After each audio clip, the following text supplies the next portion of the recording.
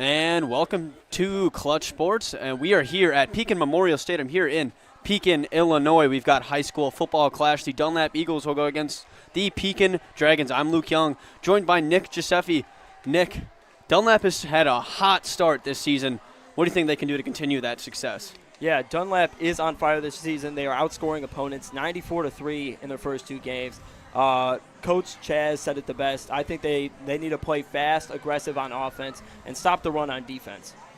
Yeah, and then on the other side, Pekin's 1-1 to start the season. What are they going to do to stop this high-powered Dunlap offense? I think Pekin needs to slow the ball down on offense, give Dunlap no time on offense to be able to get in a groove and settle in. And I think if Pekin can hold and control the ball on offense well, I think they can win this game. Yeah, and then one more point about the Dunlap offense. They have a pretty high star tight end, Max Sutter, who's committed to Alabama. What is Pekin going to have to do to stop him tonight? I think Pekin's going to have to send a multiple amount of blitzes. I think they're going to have to put pressure on the quarterback and maybe even double team Sutter out there.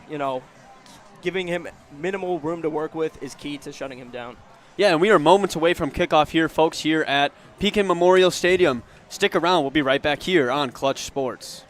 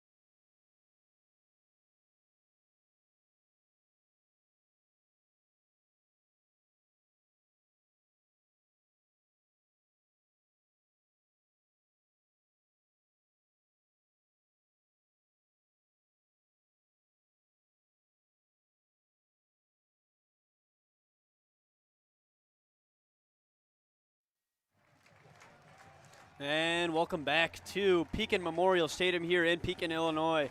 I'm Luke Young, joined by Nick Giuseppe here. Once again, we are just moments away from kickoff in this heated rivalry between Dunlap and Pekin, a historic rivalry at that. They play every single year of the third game, and this is just another year in this story. Nick, we talked about the offenses a little bit in that open. What do you think the defenses are going to have to do tonight? Yeah, I think Dunlap's defense is going to have to stop the run. They're going to have to stop Ty Jackson, who has been a major part of this Pekin offense. He has over 100 rushing yards and over 100 receiving yards, so definitely a key component there. And then as for Pekin, we talked about Sutter earlier, but they're going to have to stop the slot receiver as well, who is Keon Gillespie. There we go, sorry. But yeah, Keon Gillespie, another huge target for Dunlap. So both teams are going to have to look out for the pass as well as the run. I think if they could stop both of them, then this should be a great low-scoring game. Yeah, Dunlap has experienced their fair share of blowouts so far early in this season. But we're expecting a close one here as kickoff is about to commence.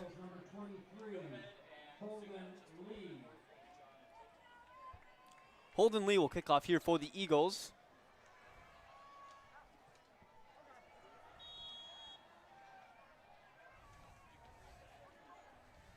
Kickoff is brought to you by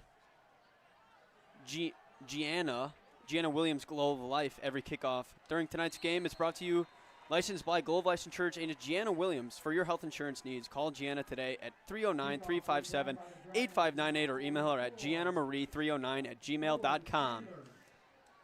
And we see our first offensive possession coming up here for the Dragons. And we talked about Sutter offensively. He will play both sides here as he will line up as a linebacker for this Eagles defense.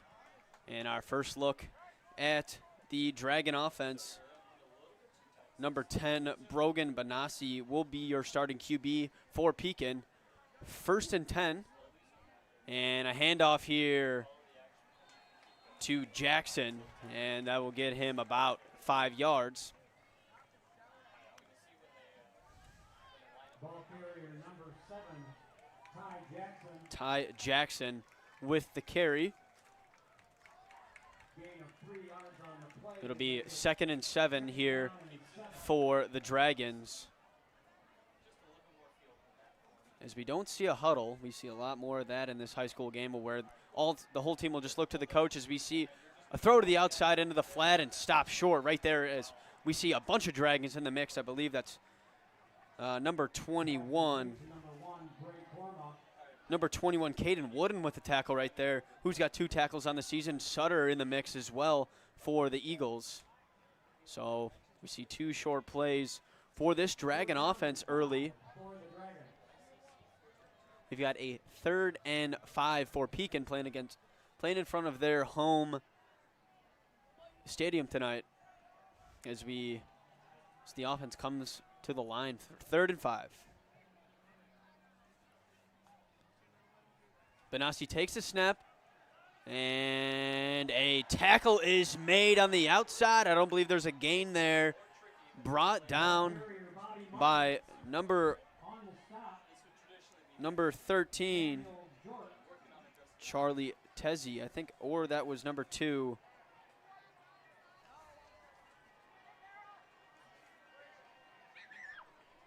Number 2, Sam Hort, and we will see a punt here on the first offensive possession for the Dragons. That is something I mentioned earlier. We can't, if you're the Dragons, you want to control the clock, so having a quick 4 and out is not something you're looking for on the first drive. Yeah, and a fair catch here for the Eagles. Yeah, you're talking about controlling the clock, and they give the ball back immediately right away, and we already see the Dunlap defense just flying around so far early in this game. No pun intended on the Eagles mascot. Absolutely. They stopped the run well and got to the ball on those, like, sort of shovel passes outside. Yeah. Great job by the corner on the outside to contain him and make him sort of cut in there. Yeah, and we will see the first look of the night for this Dunlap offense. We've been talking to the coaching staff a little bit. I talked to Coach Kaz throughout the week, and he said he's a little worried about his experience of the starters. He has a lot of returning players, but through the first 2 games, they've only played about 2 quarters due to the blowouts. I mean, some could say that's a good thing. You're winning games by a pretty convincing margin, but for the starters, you want them there as long as possible, and having them out there for 2 quarters sometimes isn't the best. We'll see our first look at quarterback Truman Tyra for the Eagles, and we'll see if they go to Sutter early and a delay of game here on the Eagles, so not what you want to see get in the line for your first possession. Which is quite surprising that they started with a delay of game, since Coach said they wanted to get their play calls and snaps off very early in the play clock.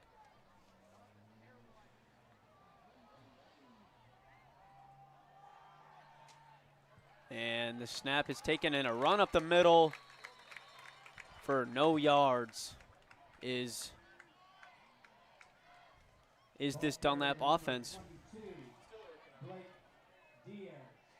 Blake Diaz with the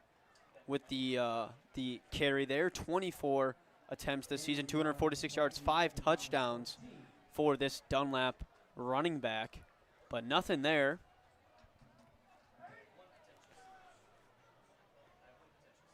I think on 2nd down here, you go with a pass here, sort of make that 3rd a little bit more manageable. 2nd and 13, and a fake run here, and out to the flat is dropped on a play to the outside. Number 34.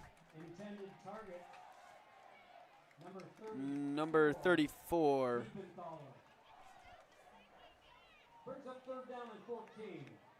Number 34, Josh Diffenfaller with the drop, and a 3rd and 13. Not a spot where you want to be if you're this Dunlap offense. And a team accustomed to early in this season to scoring a lot of points will have a tough look here. We'll see if they go to Sutter on a deep ball here, trying to get all 13 yards. And the snap is taken and a handoff, clearly just damage control. And a good run there, but not enough for the first down by Dietz. You know, I'm quite surprised that they went with a run there. You Yeah. know, I figured that they would try to move the sticks and go with like a middle, deeper kind of pass. So I'm quite surprised that Coach went with a run there. And the first time Sutter will be touching the ball tonight will be on a punt, as the Eagles will choose to punt it away for their first offensive possession. And a big punt and fair catch right there by number 7, Ty Jackson.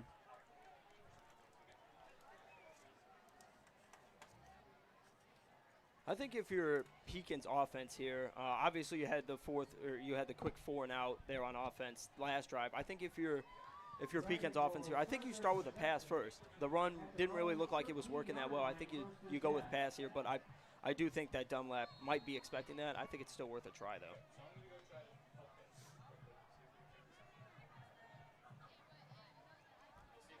And our second look for this Pekin offense.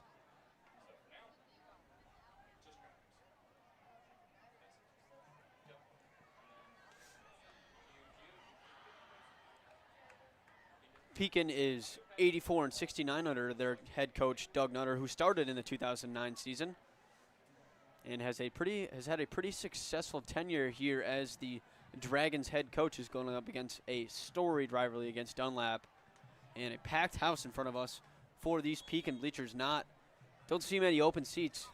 That's for sure. As the snap is taken, handoff to Jackson and up for about 8 yards. Believe that was Jackson. Yep, number 7, Ty Jackson. We'll be hearing his name a lot tonight. He is the main focus of this Pekin offense. Not very tall, but he can get off the line pretty well. Absolutely.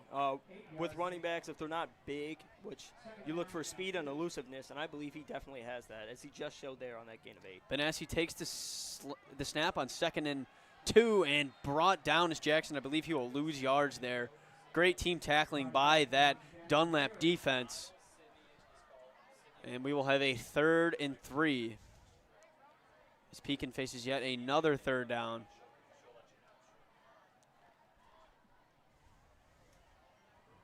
Off to a pretty defensive start here, I Yeah, would say. for sure. For both offenses here.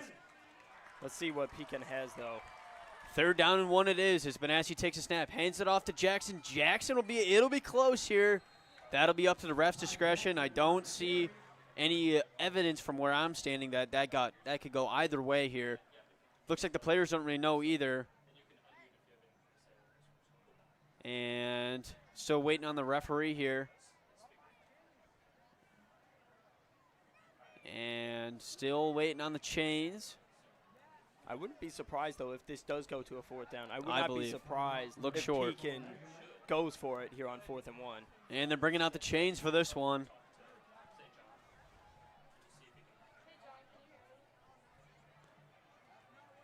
And it'll be a successful 3rd down and a gain of a yard for Jackson. And we will have a 1st down Pekin. I would not have been surprised, though, if that did get stuffed short, if they went for it with so little yardage to gain. That would have been 4th and probably about 2 feet. And all first downs this tonight are brought to you by Domino's. As we see a 1st down play, Benassi will throw it and hit the hands of number 4, Bobby Martin. But falls to the ground. Good defense there by the Dunlap cornerback, and we've got a 2nd and 10 coming up here for the Dragons. Yeah, Logan McCain over there, the outside cornerback who just guarded that, looked like he knew the route perfectly. He was in the huddle with them. He just, as soon as he broke, he stayed with them stride for stride and was able to knock that out of his hands. So it was a very nice play. Once again, get your 50-50 ticket. Benassi up for another snap, facing 2nd and 10 here on the 2nd drive of the game for the Dragons, as Jackson will take another snap, gets through a few defenders for about 5 yards, and a positive play there for the Dragons. They will face, again, their third down in this early 1st quarter. Looks like it's going to be a lot of third downs for either team tonight. Both defenses have been playing great up front. They've been very well on the pass, so I think this could be a defensive game here. Benassi calling out for his line as they'll hand it off to Jackson once again, and he this time for sure is stuffed short, I believe. But might be Benassi's pointing for a first down here. Well, I think this will go down to the ref's discretion once again. Almost deja vu to the last series. In a 2-yard gain, they needed 3. Correction. Another official timeout for a measurement. Another measurement. We've got two looks going to the chains early in this first quarter. That is not something you see very often. Balls being that close. Normally it's either obviously a fourth down or it's a first down. So them having to go to chains here. I like it, though, because it makes them want to get the correct call. So if you're a referee, you know. And once again, it goes the way of Pekin.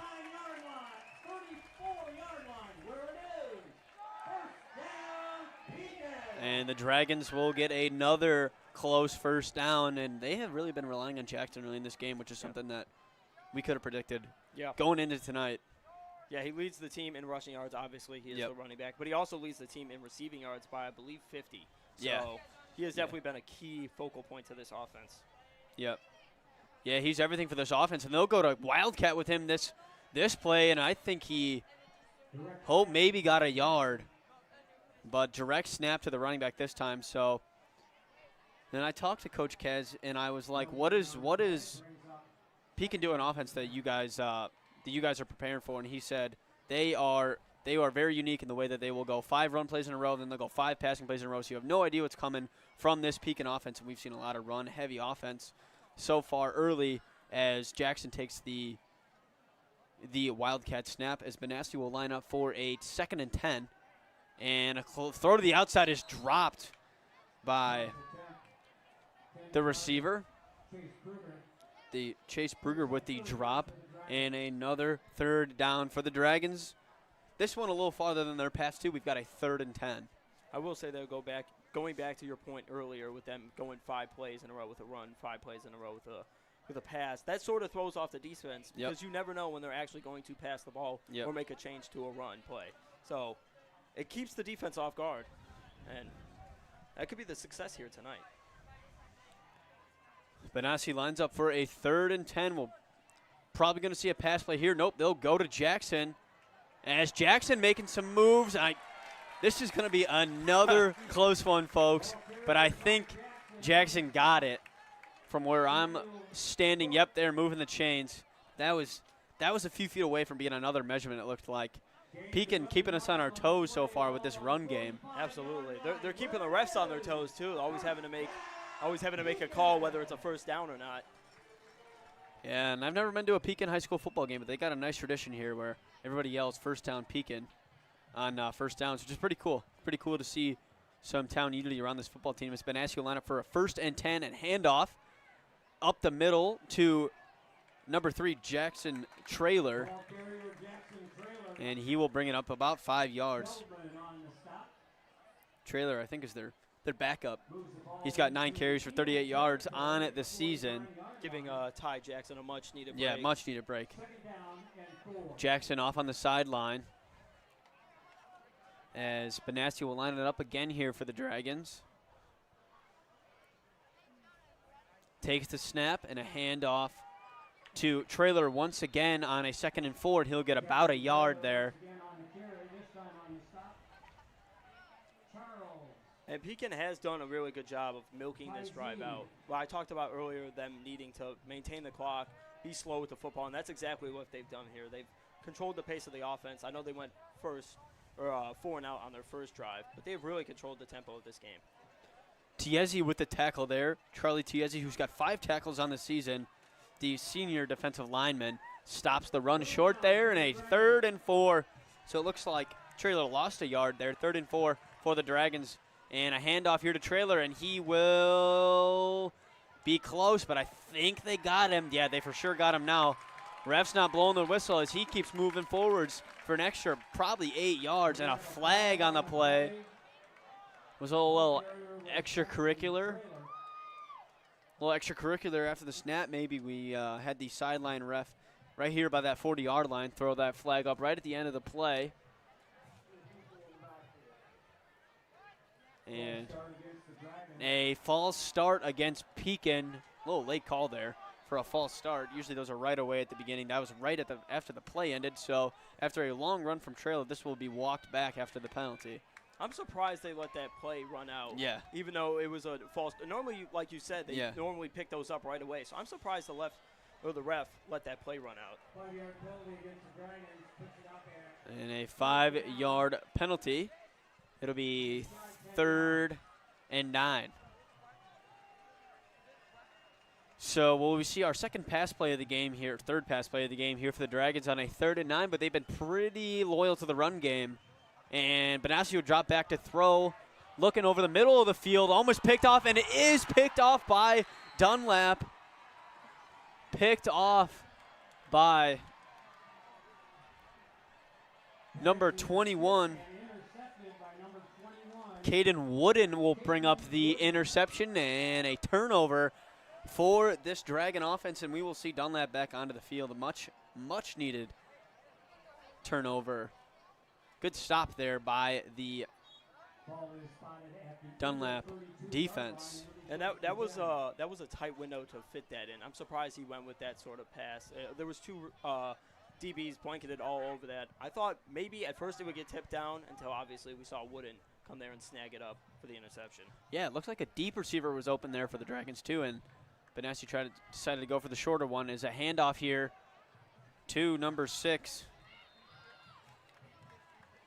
Number 6, Jaden Schmick will get a few yards there on that carry. ball carrier Schmidt. I want to see if Dunlap can go to the pass here and see what kind of groove they can get with the passing game. Yep. 2nd and 6 here coming up for this Eagle offense. And we have yet to see Max Sutter get a target here. It's been all running for this Dunlap offense. As Tyrell will line up here. Motion is Sutter. And the snap, and we will see Tyra drop back, and a flag comes down, and he will just throw it into the dirt. Nothing there on that play. We see what this flag is here. I think this will go against the Eagles. It looked like they were trying to set up a little screen pass there, but obviously with the screen pass comes less linemen, so the QB really has to get that one off. And a false start on the Eagles.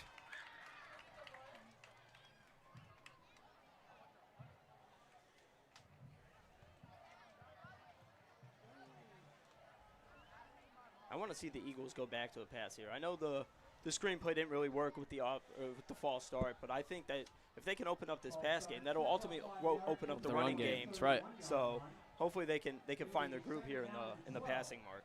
A 2nd and 11 coming up here for the Eagles.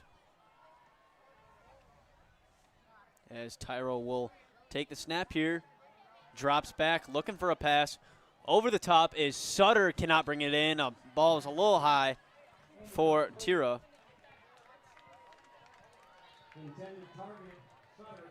Even though that was a little bit out of reach for a big target like Sutter, it feels like that is a catchable pass. I mean, it obviously hit him in the hand. Yep. But that ball was a little deep. Yeah, a little bit deep. But, I mean, with a guy as tall as Sutter is, it feels like any ball is just about good with how big of a frame he has. Yeah. And none of us are getting to that ball, and Sutter even got a hand on it. And we've got a 3rd and 11 coming up here for the Eagles. Here we go, Dragon fans, 3rd down. An empty set here for Dunlap, and I don't think Tyro was expecting that snap. He'll drop and run it, and gets lit up by this Dragon defense. That was definitely not a quarterback suspecting that snap. Kind of surprised when that ball hit his chest. I'm surprised he kept his hands on it. I couldn't tell if he was trying to fake the defense out there because he turned right around. Yeah. So I couldn't tell if he was trying to fake the defense or if he thought that he lost control of the football there. Yeah, did he think he had a running back there? Maybe that's why he turned. And Sutter will be back to punt this one once again. Ty Jackson deep for the Dragon. Sutter a high punt, and Jackson will let this one go. And he will grab it, and Jackson will take it to the outside. Jackson weaving through defenders, and he'll break away. He's got one man to beat, and it's Sutter. And Jackson working with a crowd of dragging defenders, and Jackson will take it all the way. Touchdown, Pekin. What a run. That was a amazing stiff arm there at the end of that play, but there is a flag at the 20-yard line. So flag down back at the 20. What a run. It was an amazing run, but I do believe that this is coming back. Yeah, for sure. Which stinks if you're the Pekin offense right there. Yeah. Pekin in general, actually. You get 7 points out of punt return. That was actually a great punt by Sutter. Yeah. But as you can hear it from the crowd here. Yep. I can't believe Jackson picked that one up. I thought he was just going to let that one go, but. I think the bounce back, yeah, instead of it rolling towards the end zone, yeah, the bounce back gave him a chance to pick it up and run with it. So we will see what the call is here with the yellow flag sitting on that 20. Fans are definitely not going to like this one. Already heard some boo birds coming down from the stands. I feel like anytime you have a big play, I feel like you're going to get a crowd reaction if, if you throw a flag on a big play. So no surprise here that that the fans are letting them hear it. Penalty puts the ball back at the 10-yard line. Tonight's game is presented by Josh and Holly Rickinaw, Country Financial, proud supporters of Dunlap Athletics and high school football. For your insurance needs, give Josh and Holly a call at 309-689-3161.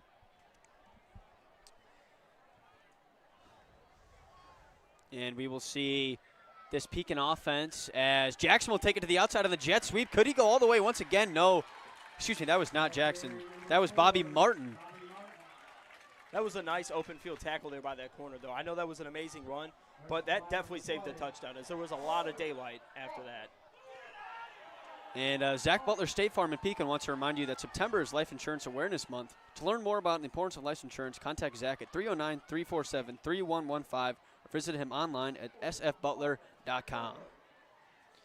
And tonight's game is brought to you by American Outdoor Services for all your lawn care needs and commercial snow removal needs. Please contact American Outdoor Services at 309-840-5627. Back-to-back WEEK 25 Viewers' Choice Award winners in 2024 and 2025.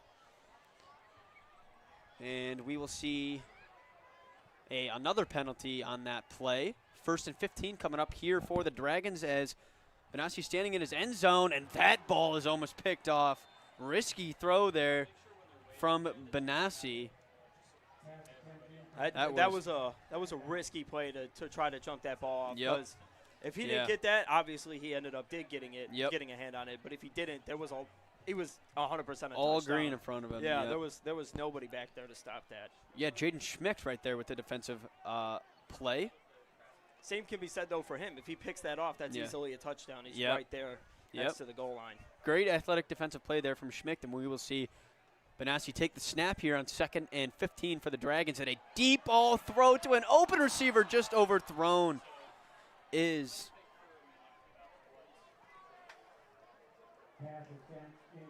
an incomplete pass here to number 0, Noah Perfetti on Pekin, but a nice play that will take the top off of that defense a little bit. Yeah, I think that was a great play call, obviously, by the offensive coordinator. He was open. Unfortunately, it was a little bit of an overthrow, but that's a tough ball. He was also getting pressured, so that is a tough ball to make. The fact that it was remotely close, that's a good sign for you if you're Pekin. And a handoff here, just trying to cover some of the damage, and on 3rd and 15, and the tackle is made after probably a yard right there by Sutter, and the punt crew will come on for Pekin. I will say this has been a very low-scoring game compared to what Dunlap is used to. Obviously, they're used to putting up points. Last week they put up 50, and then the week before that they put up 44. So they're not used to having a 0 in the first quarter. Yep. And even Pekin, who beat Plainfield South in their first game, scored 28 points in that first game, and a high short punt here is taken by the Eagles. Although this is some good field position for Dunlap to set up shop. They're inside opponent's territory. They're about the 35-yard line. You could definitely make something happen here. Yeah, good field position after the fair catch by Jack Steffen for the Eagles.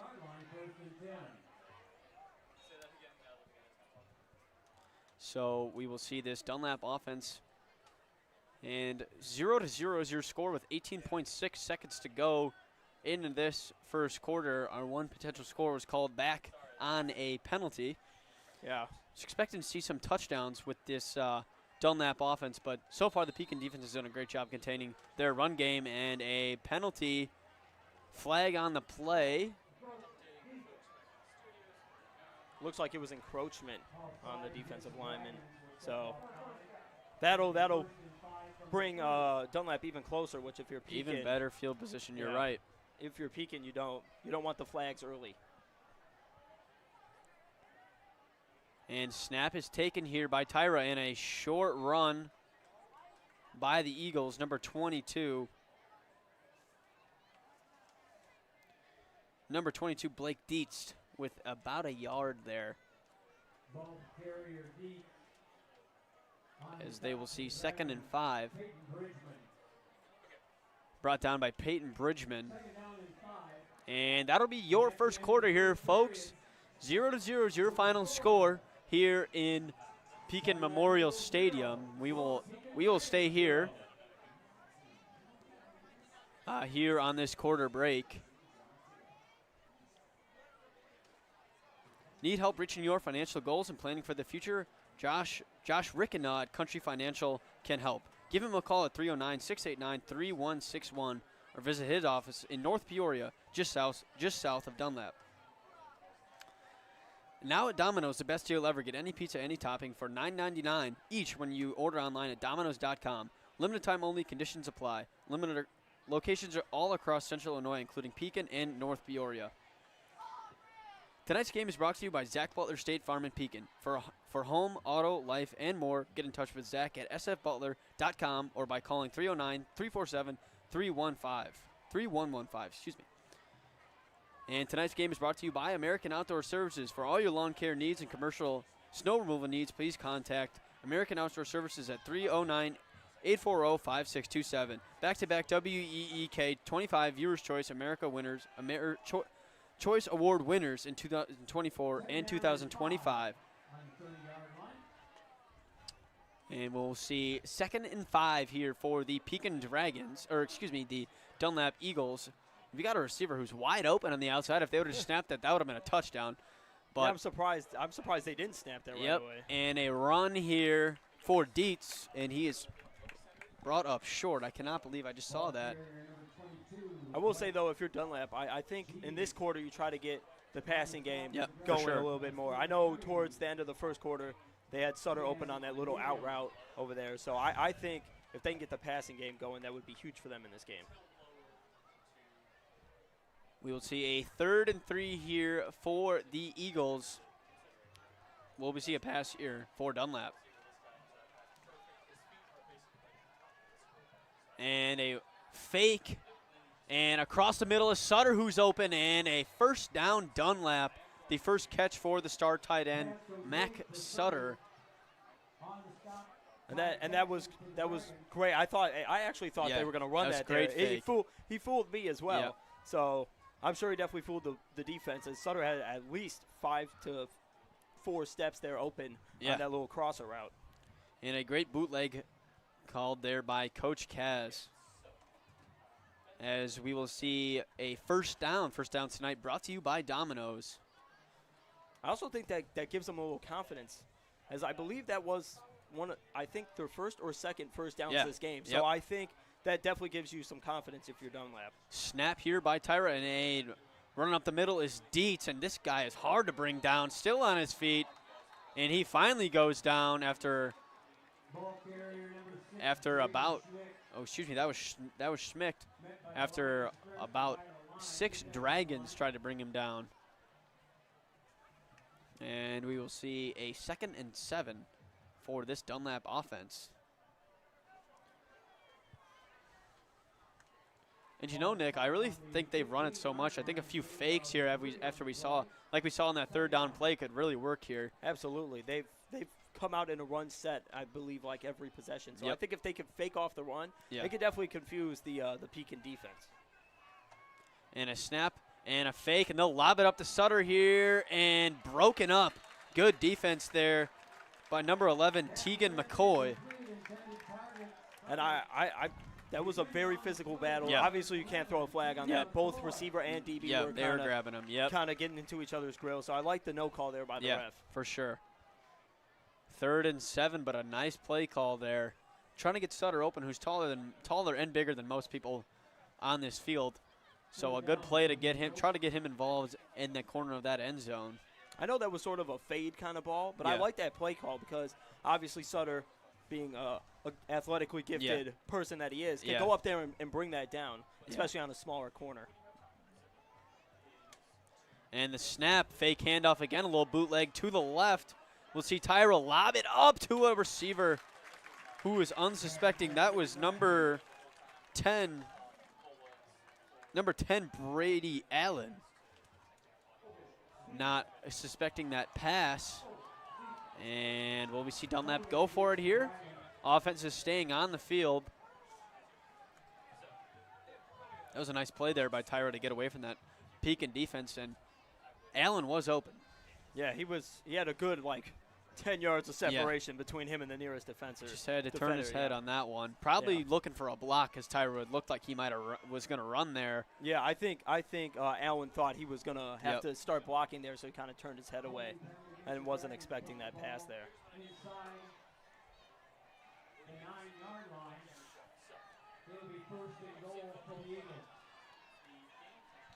Oh, the Eagles do get first and goal.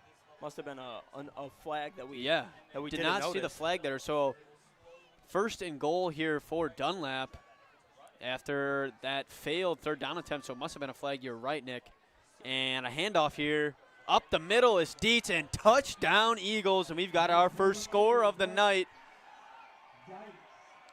Blake Dietz with the touchdown, his 6th touchdown on the year. The power running back makes the score 6-0 in favor of the Eagles. And I like that offensive drive there. They sort of faked the run. Obviously, when you're inside the 10, you sort of expect a run. And that was just a great run there. Shot the gap. Great job by the O-line, giving him some space to work with, and he just found the end zone there. I will say that this booth, though, is not very friendly. We have a corner that cuts off the end zone. So we really have to look around that. The kick is up and good. And your score is 7-0 with 9:42 to go here in the 2nd quarter. So our first score after a scoreless first quarter comes within moments of the start of this second quarter, excuse me. I will say, though, if you're Dunlap after having a scoreless first quarter, that is something good for you. It boosts your confidence, and it gets you right back on track to the amount of points that you're used to scoring. And we will see our first kickoff outside of the opening kickoff here tonight. So 7-0 is your score. You only knew it was a moment of time. It was only just a moment before this Dunlap offense was figuring itself out.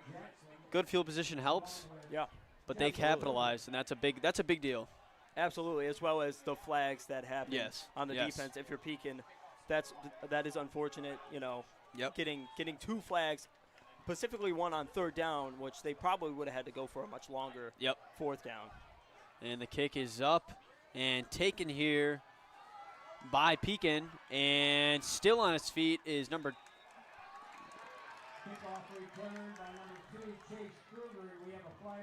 And flag on the play.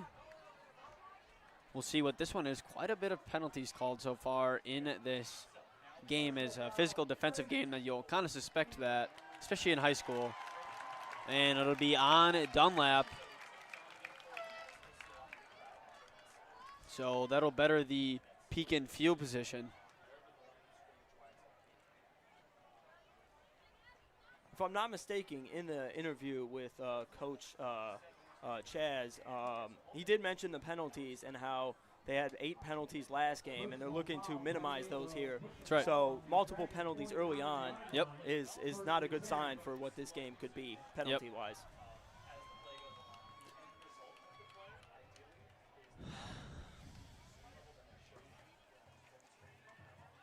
Here is Benassi. He will hand it off to number 3, Jackson Traylor, who will get the carry. Ball carrier, Jackson Traylor. On the stop, Samuel Jort. Gain of And a gain of 6 there by Traylor.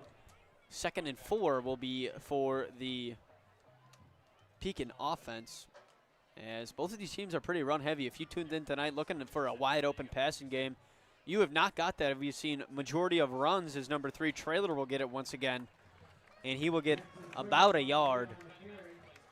in on the stop, Brady Allen. I was about to say before they snapped that ball, I would not be surprised if they went back to the run, considering they just got a decent gain there of 6.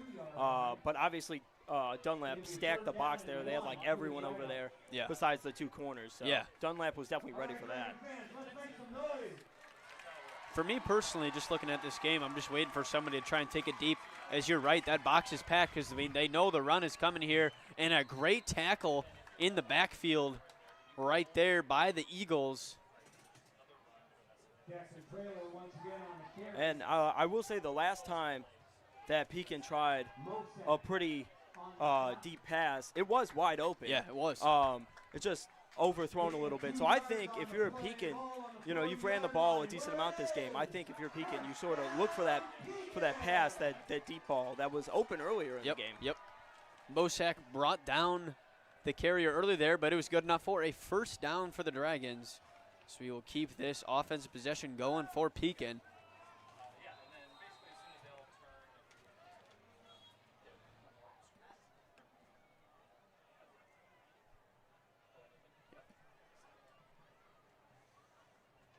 So it looks to be a bit of confusion out Yep. there with the coaches coming on the field and talking to the refs there. So Yep. I wonder what that was Yep. all about.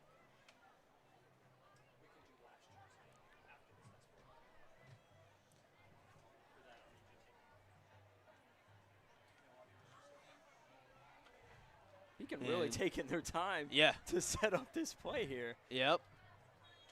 First and 10 for the Dragons. And 1st and 10 here for Pekin. The snap is taken by Benassi. He fakes, and he'll run this one, pull it down. Grabbing his jersey is Sutter, but a good 5 yards there by Benassi on that scramble. Good sportsmanship by Sutter right there. Yeah. Obviously made the tackle and was right away immediately trying to help Picking the him up. trying to help the quarterback up Yep, after that tackle. 2nd and 5. And we'll talk about last year's game here a little bit, September 13th, 2024. So just about a year ago, we saw Pekin win 34-33.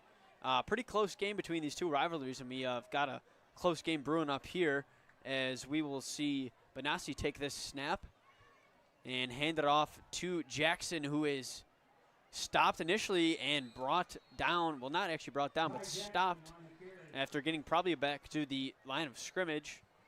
Maybe got a yard or 2. Williams on the stop for the Eagles. Going back to that game last year, it seems like this game is definitely not going to be as high scoring of a game as last year. Last for year, sure. 34-33, obviously. This game, Yep. there's only 7 points Yeah.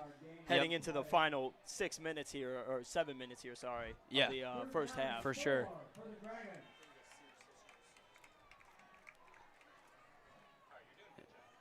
And Benassi will take the snap here, hand it off to Jackson, and he will push ahead for right around that first down line. I believe that'll be enough for a first down.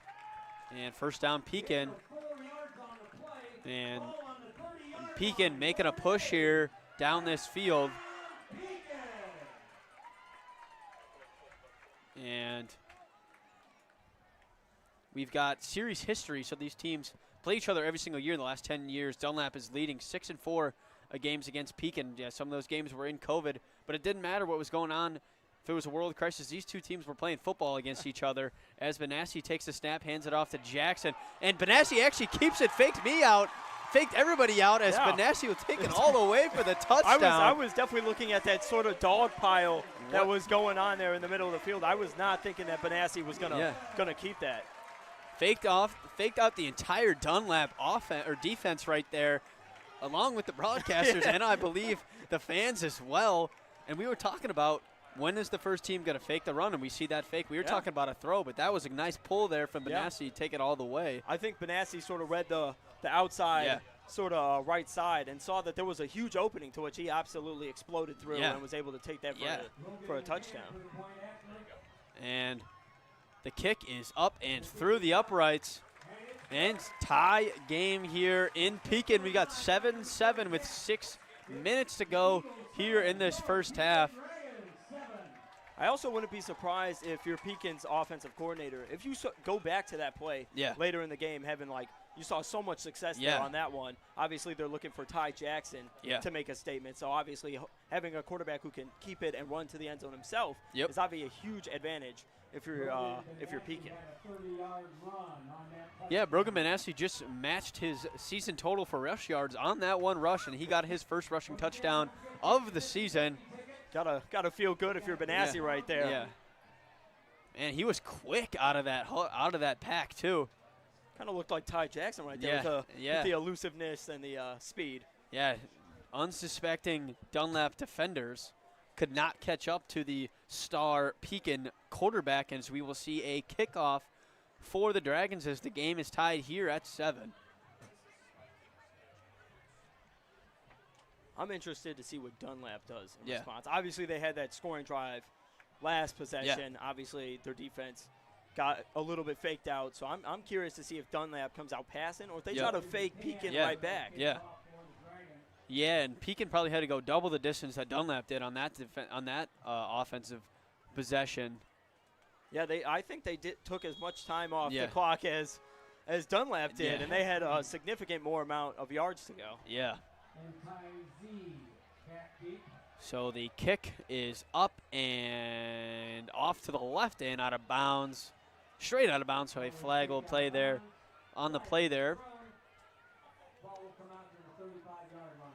I don't know if that was the play there. No. I don't think you're trying to draw a flag on the kickoff.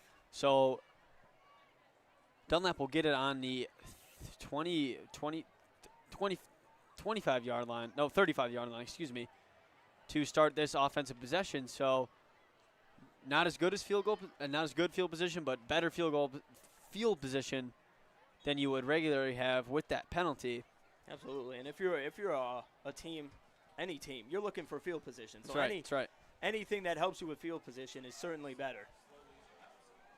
So we will get another look at this Dunlap offense, who, just like Pekin, has been run heavy, but we did see a good, nice passing play to Max Sutter. And the handoff is up the middle to number 6. Jaden Schmidt will take the carry there, and stopped by Jackson Traylor. And 2-yard gain for Dunlap there. I will say before, obviously, that breakout rushing touchdowns, both teams have actually stopped the run very well here in the first half. So I was honestly quite surprised that he found that much room to work with there. Yeah. And a little confusion on the play call here. Only 9 seconds on the game clock for this Dunlap offense. Getting down to it almost and getting pretty close to another delay of game here. And the snap gets off with 1 second to go. And what a spin out, but stopped short. Trailer with another tackle there. Basically, I think the exact same play with Schmidt taking it and Trailer taking it down. And a no gain, 3rd and 8 for this Dunlap offense. Will we see a pass here? We know Sutter can catch it. I think if you're Dunlap, not only should you pass on this play, but you should start opening your drives off with passes. I think Pekin has shut down the run, and Dunlap hasn't really found like a groove in terms of running the ball. So I think mixing it up in passing could be huge for them. And 3 out wide and 1 in the backfield for Dunlap, and the refs blow this one dead before it's even started. I think that might be a timeout. Yep. And timeout, Dunlap. Timeout Eagles. 7-7 is your score, 4:31 to go. Go ahead, Nick. Sorry. It's all Totally good. almost cut you off there, but I think Dunlap didn't like what they saw out there. Yeah. Maybe a defensive package that Yeah. they weren't expecting. So. Yeah. Yeah. And Coach Kaz talked about how he's pretty experienced and probably the most experienced person against Pekin in football you can ask. He said they've evolved. I've asked them what do you think Pekin's focusing on, and they said their defense has really evolved over the years, and they've gotten pretty good on the defensive side. We've seen that so far, especially stopping the run. Absolutely. I think Coach is absolutely right. He's hit Yeah. the nail on the head right there. Yeah. And going back to last year's loss for Dunlap, I asked Coach, are you using that loss to motivate your returning players? And he said, no, we're not using it to hype it up. We're just going to show the players the losing plays that we made last year that we don't want to make this year. And he said, we really don't focus on revenge or hyping people up after a loss. We just want to show how we can improve and how we can make winning plays this year. And a 3rd and 9 here for Dunlap. And the same formation for the Eagles. And the snap is taken here by Tyra. Got some time to throw it. Nobody open. Tyra loses the defender and loses another defender, is brought down for about a gain of 1. Great defense there by that Pekin secondary to lock down Dunlap.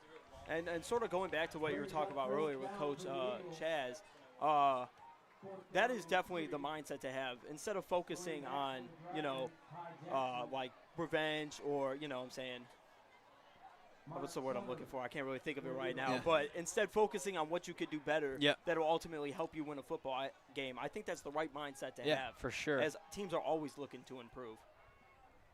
And the punt by Sutter is down to Jackson. Jackson, who had some fireworks in the last time he returned a punt, and is brought back. And that's going to be the legal block in the back right there, right in front of us by Logan McCann. That was right in front of us. Yeah, I will say this Pekin crowd probably isn't happy about that. Yeah, As there's been a lot of flags in this Yeah. game so far. for sure. So that will hurt the Pekin field position.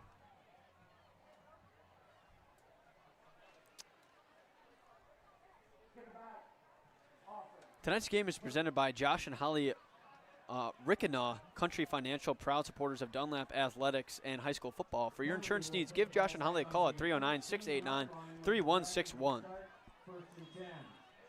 And then also brought to you by Domino's. Now at Domino's, the best deal ever. Get any pizza, any toppings for $9.99 each when you order online at Domino's.com. Limited time only. Conditions apply. Locations all across Central Illinois, including Pekin and North Peoria, as we will see this Dragon offense line up once again. Hand off to Jackson, who will get about a yard, maybe less than that, on that run. Also brought to you by Zach Butler State Farm in Pekin. Wants to remind you that September is Life Insurance Awareness Month. To learn more about the importance of life insurance, contact Zach at 309-347-3115 or visit him online at sfbutler.com. Also brought to you by tonight's game. It's brought to you by American Outdoor Services. For all your lawn care needs and commercial crew snow removal needs, please contact American Outdoor Services at 309-840-5627. Back-to-back WEEK 2025 Viewers' Choice Awards winners in 2024 and 2025.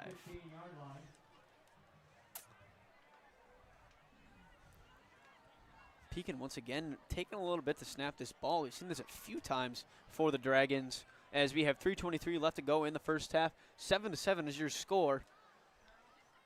I think there was a little bit of a clock malfunction there Yeah. on that one, which I also, speaking of clock, wouldn't be surprised if Pekin sort of ran the clock out here. Yeah, this might be the final possession here, folks, Yeah. of this first half. As Benassi waits for the snap, he'll throw it, and caught on the outside by Bobby Martin and brought down just before that first down line, probably about 7 yards on that play. And I think Pekin can go back to the pass here. Dunlap was definitely expecting Yeah, a run there. there. So him being that wide open shows you good signs if you're Pekin's OC that maybe you could go back to the passing game here on 3rd down. 24-yard line. It'll be 3rd down and 1. 3rd and 1 here for the Dragons. And we're definitely going to see a run play here. Maybe a great time for a fake, but they will hand it off to Jackson, who gets lit up by the Dunlap defense. And I believe that will stop him short. Might see Pekin go for this one, but no, it looks like special teams is coming on for the Dragons. Yep, we will see the punt team come out. Jackson actually lost a yard there on that run. I'm quite surprised, though, that they did not end up passing that ball. I know it was 3rd and very short, so obviously a run play is pretty normal there, but I think Dunlap was obviously definitely expecting that, so I think a pass play definitely could have threw them off there. And the punt here for the Dragons coming up. And another clock malfunction. The ref's asking for 2:40, but only it says 2:20 right now. Never mind, it was 2:20, sorry. 2:15 running down as the refs are running this down before they snap it. I think they'll run it down to 2:03, and then the snap will come. No, I think Pekin's just waiting on the play clock, and the snap, the punt is up, and fair catch signaled by the Dunlap receiver. So Dunlap will have just under 2 minutes. Jackson Steffen called that fair catch. 1:54 to go in the first half. Will the Eagles capitalize? And this will be interesting to see what they go to here, because running the ball in this situation is not really where you want to go. I think if Dunlap, could find a groove here in the passing game, that can only give them momentum into the half as they lead a very critical 2-minute drill. But that could also give them confidence into the second half that they can keep going back to that passing game. So will we see the arm a little bit more here of Tyra? Truman Tyra, who's only got 226 yards in 2 games for the Dunlap Eagles, and a handoff here up the middle for about 4 yards for Dunlap. And will we see a little bit of a hurry up here in Dietz there with about 4 yards. 4-yard gain on the play. It'll be 2nd down and 6. Looks like they're making a full team substitution. Yeah. I saw 5 people go off to the sideline there.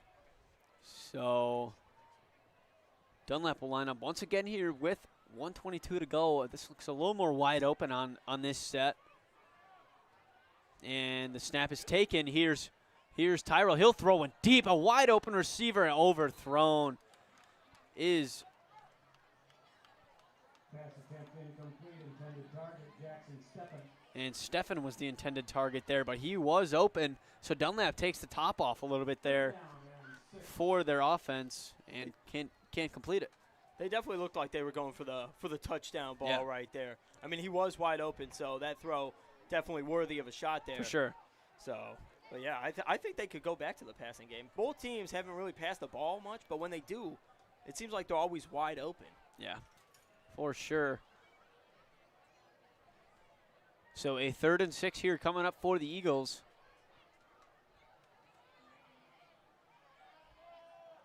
The snap taken by Tyra. He was looking for a receiver on that right side. He'll lob one up again.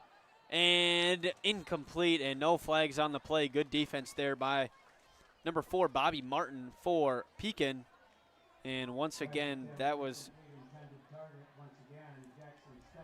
Steffen targeted there. He's got 4 receptions for 25 yards and 2 touchdowns on the season. So definitely a name in the passing game that we've heard before for Dunlap, but 2 targets for him right there. And they will go 0 for 2, and 4th and 6 coming up for a punt here. So Dragons will have about a minute. If you're a defensive fan or a fan that loves defense, this is definitely your game here, as there's been 14 combined points in the first half. So, and a flag here on the punt to Jackson. We have a flag on the play. Might be a false start here. 5 men in the 5 men in the backfield is the call. That is not something that you hear very often. Most teams are pretty good about like the way that they line up for a play. So that was a very interesting call.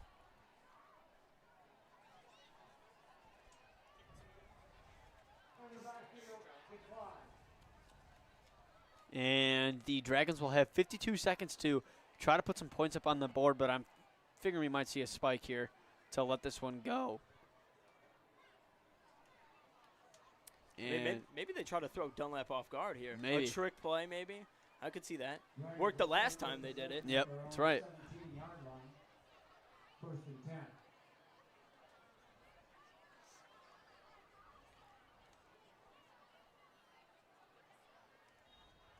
But maybe we will see a shot towards the end zone to one of their receivers on the outside. Benassi takes a snap and quickly to the outside, broken up by the line. Great play there by the Dunlap defense. We haven't really mentioned the defensive line and offensive line there in this game. They've both been great. Yep.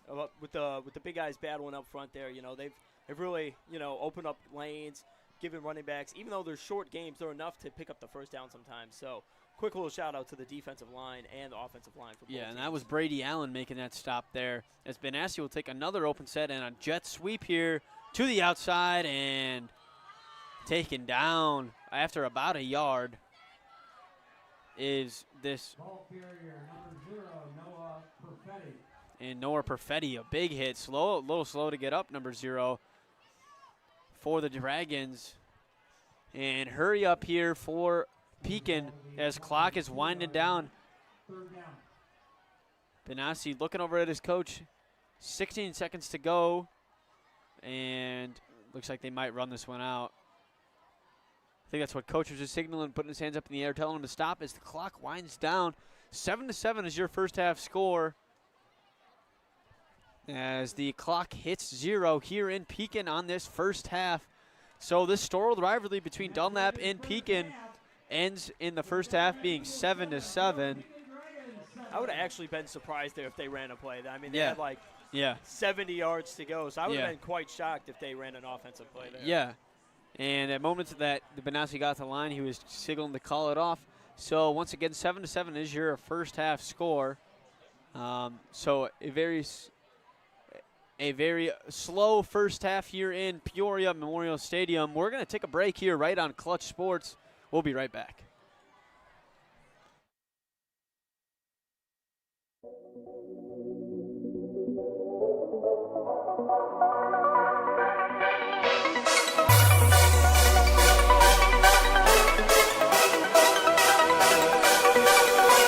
Central Illinois, we're going to overtime.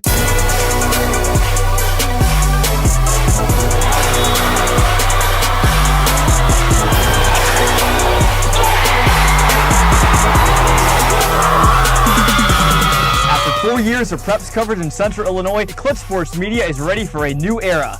CSM Overtime. What is CSM Overtime? We're going beyond the broadcast to give you in-depth coverage of your teams, Your stories. Your stats and standings. your highlights and action shots.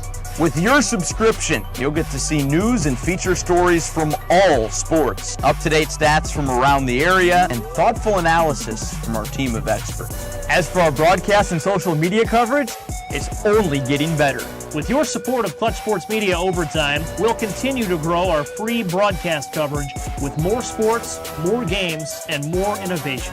And thanks to our partnership with Too Efficient Media, your social media feeds will be filled with Central Illinois' best sights and sounds. CSM Overtime will also give you access to full galleries from some of the most talented photographers and videographers in our region. As the new season approaches, it's time for more.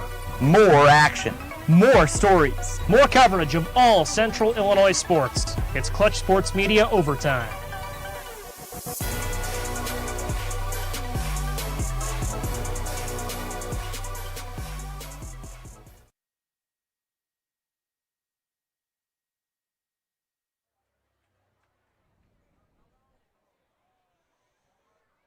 And welcome back to Pekin Memorial Stadium.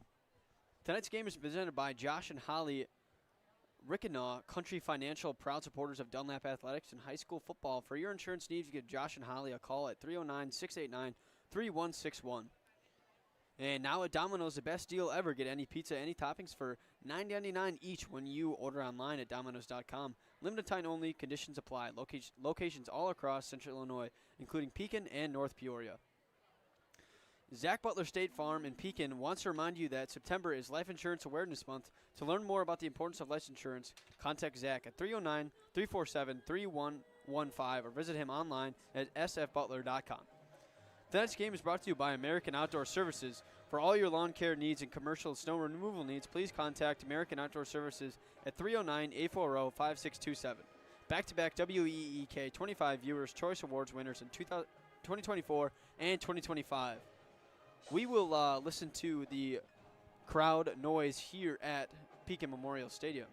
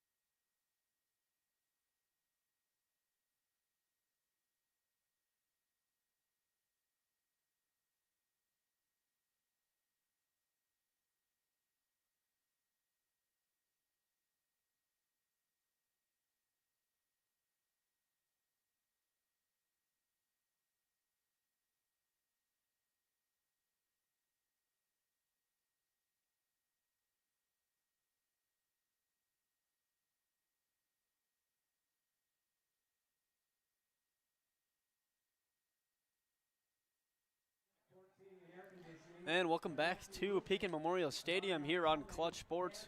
We are just about done with our halftime break. I'm Luke Young, joined by Nick Giuseppe.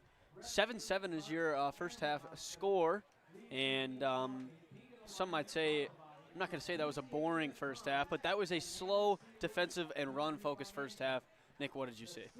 Yeah, I saw, as you said, defensively, both teams had a great defense there. They were able to shut down the run, and obviously, besides that one trick play, and they were able to shut down the pass. If I were both teams coming out of the first half, I think I would look to pass more, as both teams look like they're able to stop the run. They've been very run-heavy. Yeah. So I think both teams should come out of the half and look to throw the ball. And I'm sure that, we saw earlier in the game when they did throw the ball, they had a lot of receivers wide open that they just weren't able to connect with. So I think if they come out of the first half throwing the ball around, I think that they could easily break this score wide open. Yeah, and the story coming into the night was Max Sutter. How is he going to affect this Dunlap offense? And for a player of his caliber, he's been relatively quiet. Just the one catch over there on the touchdown scoring drive for Dunlap. Nick, what can they do to break him open in this second half? I think if you're Dunlap, you sort of work that trick play kind of thing in. The one time that he seemed to be like wide open and had good separations was when they faked the handoff to the running back. And so I think if you're Dunlap, you sort of look to implement that more to get the receivers as well as Sutter open more. Yep. And we are just under 2 minutes away from our second half action here in Pekin. Players warming up here as Pekin has entered back on the field. Dunlap still on the sideline.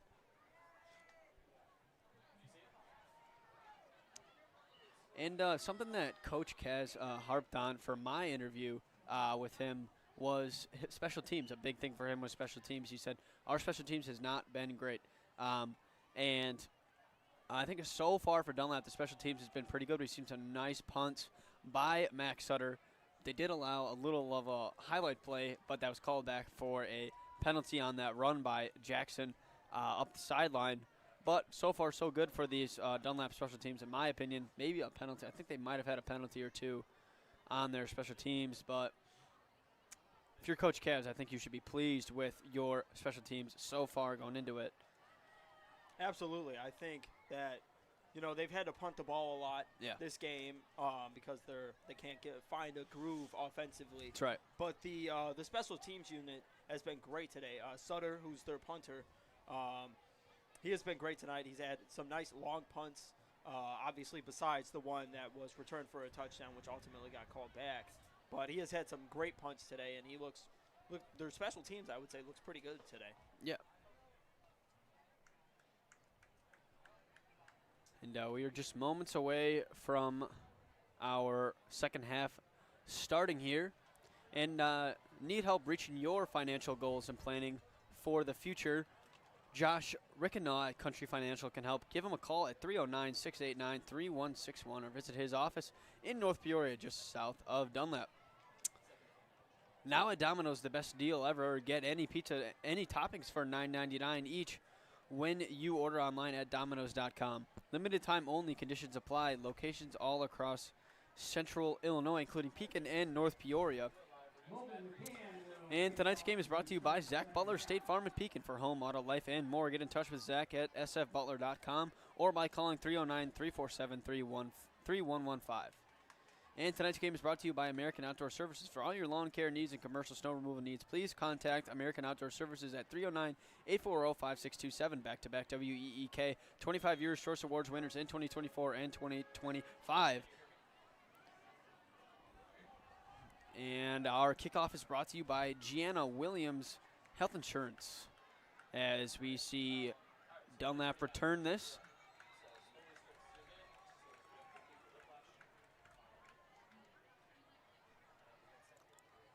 I will say there looked to be a little confusion on the receiving end of that kickoff. It looked like Wooden thought that was his ball to return, and it ended up getting sort of snatched out of his hand. So a little bit of a confusion there to start off the second half.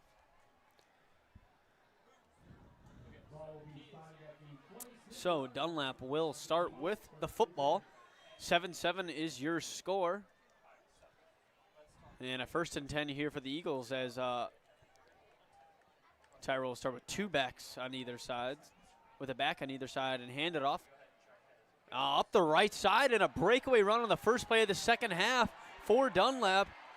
And down the sideline and out of bounds. But a great play there from Dunlap is Blake Dietz for the Eagles. And after a slow first half for the Dunlap offense, we get a big chunk play for them on that first snap.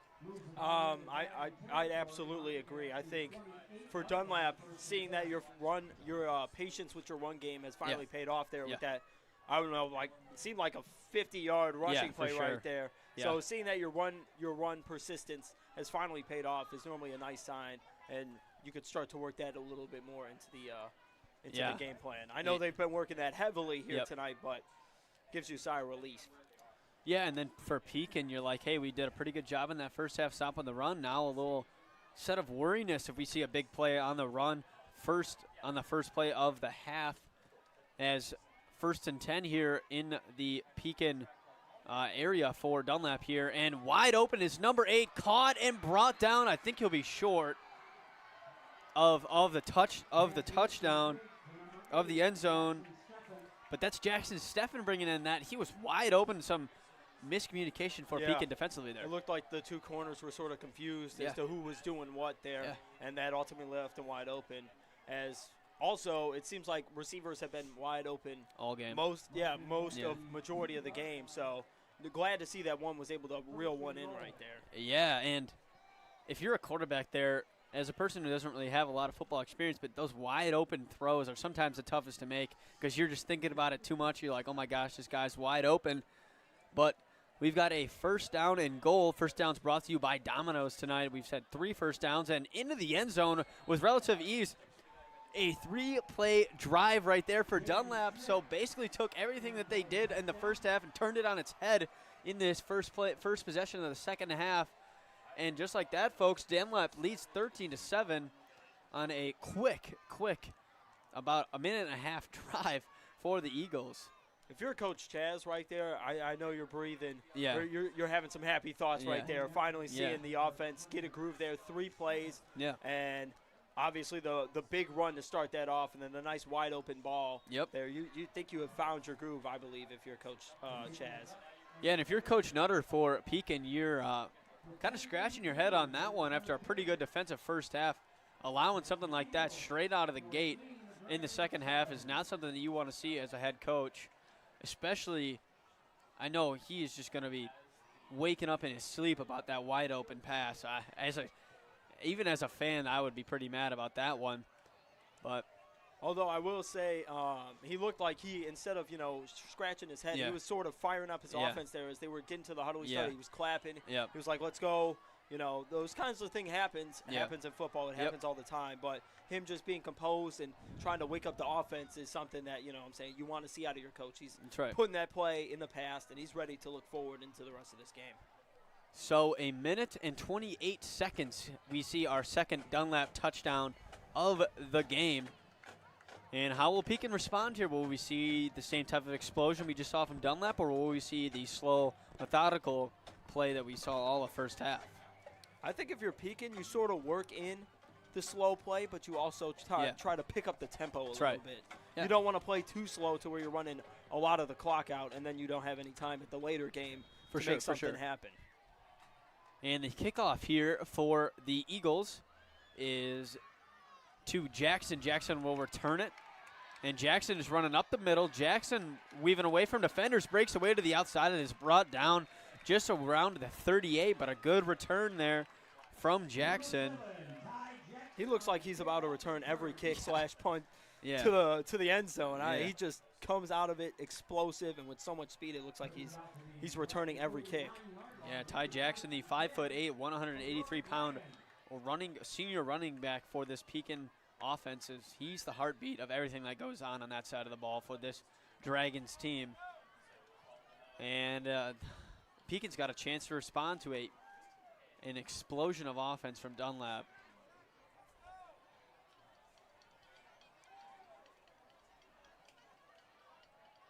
And the one highlight for Dunlap was that run by Brogan Benassi in that for the touchdown in that first half. Will we see something coordinated like that again? And a delay of game here on the Dragons. So after a defensive mishap, we see an offensive mishap as well, and they will walk it back 5 yards. That also stinks after getting a really nice kick return. Yeah. To having to straight away go back 5 yards. That really stinks if you're Pekin. But I will say I'm surprised. I have not seen this formation. They seem to have 4 receivers out there right now, and I think we have yet to see that sort of package. 4 receivers and along with an empty set, so this is going to be a throw here, folks. And we see Vanessa pull it once again, and he'll get back to the line of scrimmage.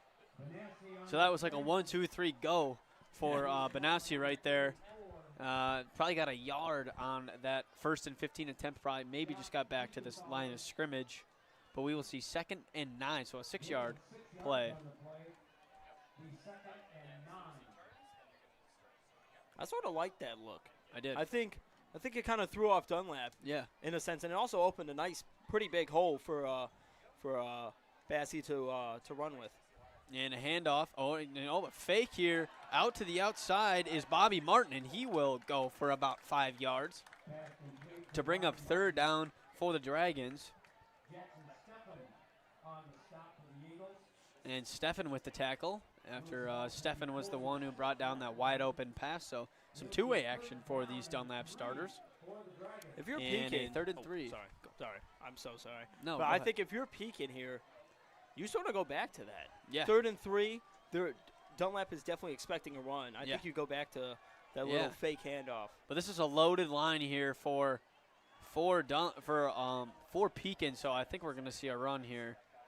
Whether that's going to be the QB or the running back, we have yet to see as Benassi takes a snap, hands it off to Jackson, who easily gets the 1st down for Pekin. And some extracurriculars at the middle of the field there for Pekin and Dunlap, but a 1st down here for the Dragons. So it's got to feel good if you're Coach Nutter. Seeing your offense get backed up and respond well with maturity and getting back to that 1st down. And with 8:40 to go, we've got a 1st and 10 here for the Dragons as Benassi lines up in kind of that same formation. Dunlap knows they're going to run. They just don't know which way, and I'll run up the right side for about 2 yards here for Jackson. Jackson will get about 2 yards there. I think if you're Pekin, I think you look to make a passing play here. I think whether that be a fake handoff into a sort of short route, or a deep ball per se, I think you just look to open up the field there with the passing game. Yeah, and the same set here as we've seen for the entire game for Pekin with the 2 blockers. And a pass here, quick throw, and dropped by the receiver. And that is a quick pass. Incomplete to the outside of the left. And we did see a pass there for Pekin. It comes up incomplete. Maybe Coach Nutter was listening to me up here in the booth. Yeah, that's right. Good call. And 3rd and 8 is the look for the Dragons here. Will we see another run? But no, Benassi drops back, looking for a receiver. Caught on the outside and brought in for the Dragons. Then that'll be a 1st down. Good footwork there. Good footwork there by the receiver for Pekin. Definitely looked like a NFL caliber catch kind of right there. He had the nice toe drag to make sure he stayed in bounds there. And that was Corman who brought that one in.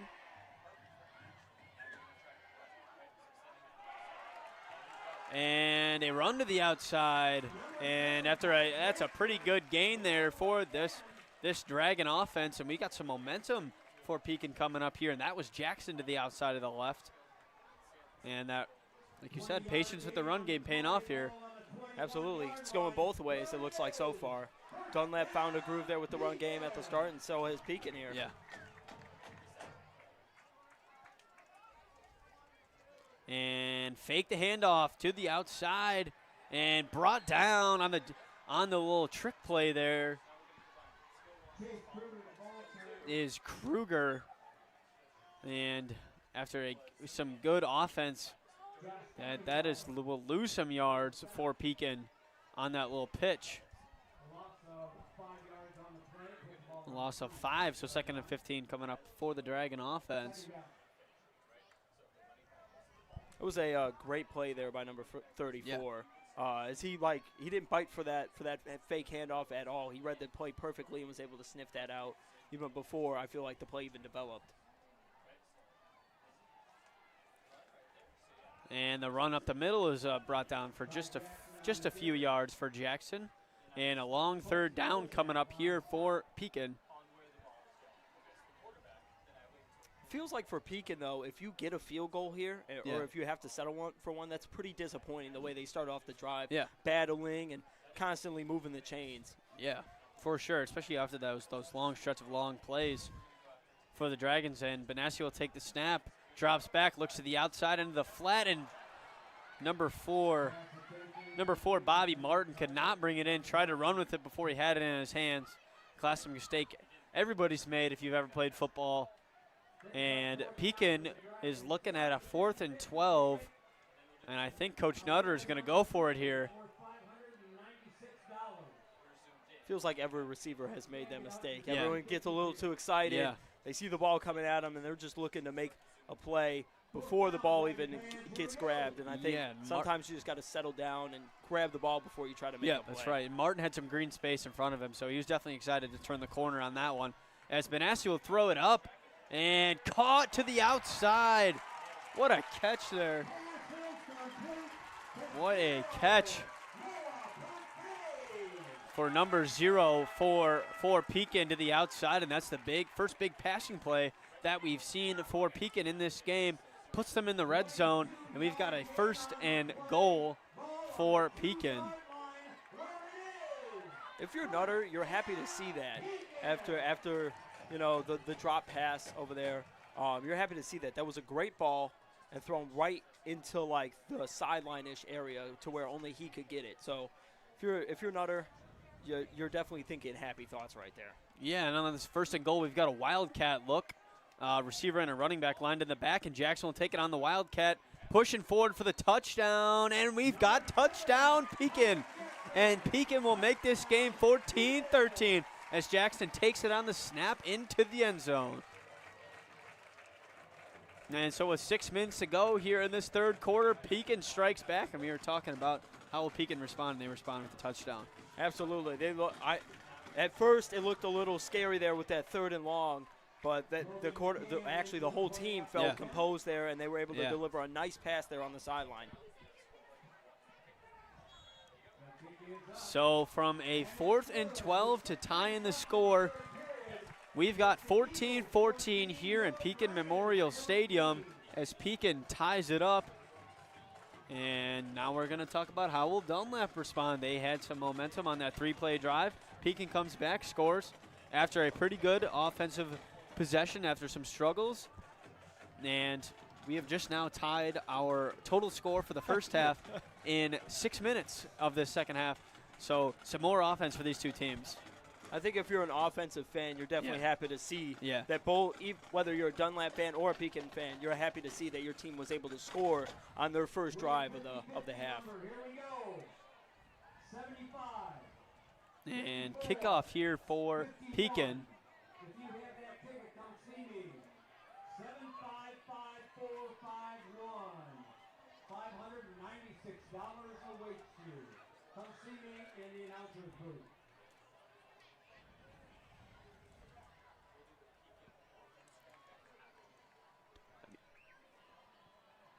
And the kickoff coming up here for Pekin. It is McCann kicking off for the Dragons. As we will see Dunlap's second offensive possession of this second half. And the kick will go through the end zone. Number 1, Kenyon Gillespie, who has been a target for this Dunlap offense in the past. Haven't heard his name at all tonight. And we've been talking all night about the hot start for this Dunlap offense. And Eagles outscoring teams 94-3 in the 2 games previous. And hot start is something that has defined their season. And a slow start to their first half and a hot start to their second half. So we can see if they can keep that going here going into this third quarter. Absolutely. I mentioned earlier, obviously, that they outscored opponents 94-3. And I think that they looked on their first drive exactly how they've looked the first 2 games. That's right. As they were able to just muster up big plays, and it felt like in crucial moments. And this play is whistled dead before anybody can even move. I believe that's going to be a false start. Oh, encroachment. So on the defense, so that'll be a 5-yard penalty, 1st and 5 coming up here for Dunlap. And Dunlap's been pretty successful taking advantage of field position here. See if they can do it again on this drive. Absolutely. It felt like both times that they've had good field position or help from Pekin, obviously, with field position. They've been able to capitalize on that.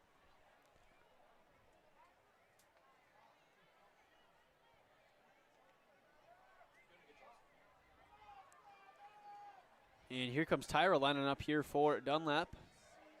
2 receivers out to the left, 1 back in the backfield with him. He'll fake that snap. And he'll hike it, hand it off to Beats. Beats up the middle, gets hit right away and brought down after about a yard. Excuse me, that's Dietz, not Beats. Excuse me, Dietz. And Dietz is not your Trey Jackson type of runner. He is more of your power runner. He's going to get like 6 yards every time, where Jackson's the type of guy who's going to juke you out. So both teams go into the run game, but different styles of running backs. Absolutely, and that's something that you always like to see. You like to see how different running backs or how teams use different running backs. That's right. And some teams, like Pekin, tend to try to bounce elusive backs to the outside, give them more space to work with, whereas a team like Dunlap will try to power through the middle with all the big guys and their power back. 2nd and 4 coming up here for Dunlap. The snap and drops past is Tyra. He'll chuck one deep, and wide open is Gillespie, and right off the hands of Tyron Gillespie, broken up there by Ty Jackson. So just talking about Jackson offensively, see him make a great defensive play there. And we also just talked about Gillespie not being involved too much in this offense. It looked like they were willing to take a big shot there to try to get him the ball. Yep. So a 3rd and 4 coming up here for this Dunlap offense. Nice to see them kind of throw one deep. And that definitely was catchable for Gillespie, but a great play there from Jackson to break that up.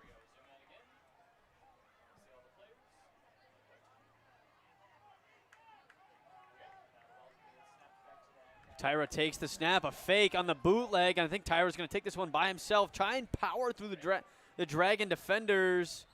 Will he have enough is the question. I think he might.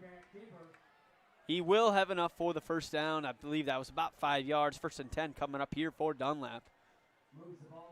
I think if you're Dunlap, though, you get a little nervous whenever your quarterback tries to power through. But maybe these younger quarterbacks, they can get away with that more than the NFL players, I would say. Yeah. Looking like Josh Allen out there trying to run over defenders. 1st and 10 coming up here for Dunlap. 4:40 to go here in this 3rd quarter. Tyra will take the snap, turn, a quick throw over to the right, and what a move there by the receiver. Steffen with a great juke to leave the first defender in the dust and probably gain about 5 more yards for this Dunlap offense. I definitely thought he was going to get stopped where he was, but he made a nice play of looking like he was going to turn inside and then go right back to the outside. Yeah, turned about like a 3-yard catch into like a 9-yard reception for this Dunlap offense. So 2nd and 1, there's tons of things you could do with this type of look. I think if you're Dunlap, though, you go back to the run. Yeah. It worked really well on the last drive. I think if 2nd and short, you go to the run. Yep. And that's what they'll do right here. And to the outside. To the outside is number 6. Number 6, Jaden Schmick. And he got brought down right away trying to get to the outside. Was that enough to get to the first down? I don't believe so. And a flag is down. Is this a holding call? Yep, Dunlap is walking this one back about 5 yards. I believe there might be a holding on this play. It was a little interesting that there was no Dunlap defenders chasing him off the line. He was so easy to get outside. I believe that's holding. Holding penalty against the Eagles. Yeah, and if you're Dunlap, you got the first down. Yeah. Obviously, the holding brings it back. So, Yep. so now you got to look to make that type of play again, maybe Yep. whether that be a pass or a run this time. 2nd and 10 coming up here for the Eagles.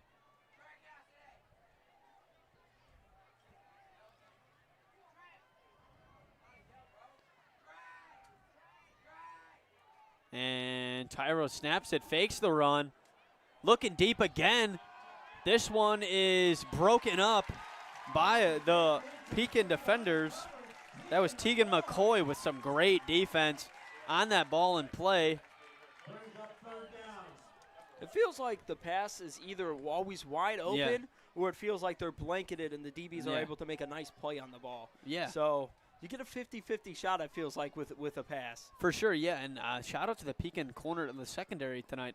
Doing a great job. You're right, blanketed on some of these deep throws. I think we've seen 3 or 4 that have been broken up in a clean, pass interference way. So if you're Coach Nutter, that's got to be a positive you take out of this game for sure. Especially if you're coming in so focused on stopping the run. Stopping the pass is a nice bonus. As we see the Dragons come down for 3rd and 10. The snap is taken. Here's Tyra dropping back. He's got time to throw. Looking for a receiver. Can't find anybody. Double team down here is Max Sutter in front of us. And Gillespie is open, benefiting from the Sutter double team. I thought that's where Tyra was going to go, but Gillespie finds himself open for the first down. Yeah, that was a great play to roll out of the pocket, create more time for your receivers to get open, and obviously he found Gillespie up the middle of the field who was able to make a nice open field grab to get the first down there. Yeah. And as I said, Sutter right in front of us. I started to look down the field to see maybe who he'll go to. Sutter was here covered by 2 guys, so I'm like, somebody's got to be open. Gillespie was that lucky man who was open. And like I said, we haven't really said Gillespie's name a lot so far, but on this play, 2 targets, and he's got a catch now as well.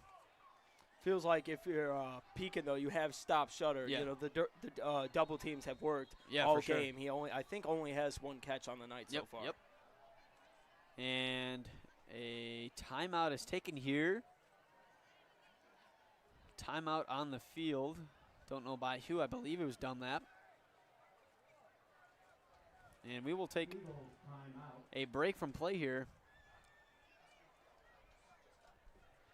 And now at Domino's, the best you'll ever get any pizza, any toppings for $9.99 each when you order online at Domino's.com. Limited time only, conditions apply. Locations all across Central Illinois, including Pekin and North Peoria.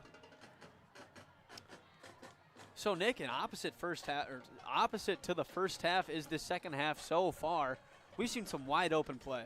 Absolutely. I think both offensives have found their groove here. Yeah. They've started to see what works and what kind of doesn't work, and they look like they've implemented into their second half game plan. As for defenses, now you got to try to switch things up. The offensive has adjusted, so now if you're a defensive coordinator, you look to see what kind of adjustments you can make to sort of stop this stuff. 3:17 to go here in this third quarter. 14-14 is your score. After the Eagles timeout, Dunlap will take it here 1st and 10 after the deep catch by Gillespie. And Tyra will take the snap here. Drops back, looking for a pass. He'll roll out to the right. They love this rollout play with him. Clearly good at throwing on the run, but he'll take it his own and slide down after about a 5-yard gain. Nice play there by the senior quarterback. I will say, going back to Sutter being double teamed most of the night, he was double teamed there again. I feel even though you're not getting implemented into the offense probably as much as he's used to, you got to have a feeling of like, okay, I'm respected enough in the game to where coaches have to game plan around me. Yeah. And it sort of gives you a feeling of like, not maybe a exciting feeling, but a respectful feeling that coaches sort of game plan around you. Yeah. And a flag is down in the backfield. Is this going to be a delay game? Substitution. Penalty for, I think, an illegal substitution there. Don't know really what happened there, but after a pretty positive play on the first down, Dunlap will walk it back for a 2nd and 10. Feels like most of the big plays tonight Yeah. have been brought back Yeah. by penalties either on that play or the play immediately after. Yeah. And Coach Cass did talk about those penalties that were kind of the thorn in his side for last week's game, and they have come into play again here as Dietz will take it on the run on the right side and a first down for this Dunlap offense. So responding to that penalty adversity with a nice run from the senior running back. On the carry. In on the stop, Ty Jackson. Dietz with 246 yards, 6 touchdowns, or 246 yards, 5 touchdowns in the last 2 games for Dunlap, and with a nice run there. I think for your coach, Kaz, you're excited to see that your running game has opened up a little bit more. So I think he could probably ride out the rest of this possession with a decent amount more runs. Yeah. And Sutter's the only wide receiver out on the right. And what will we have here? I believe that's going to be a false start. Yep.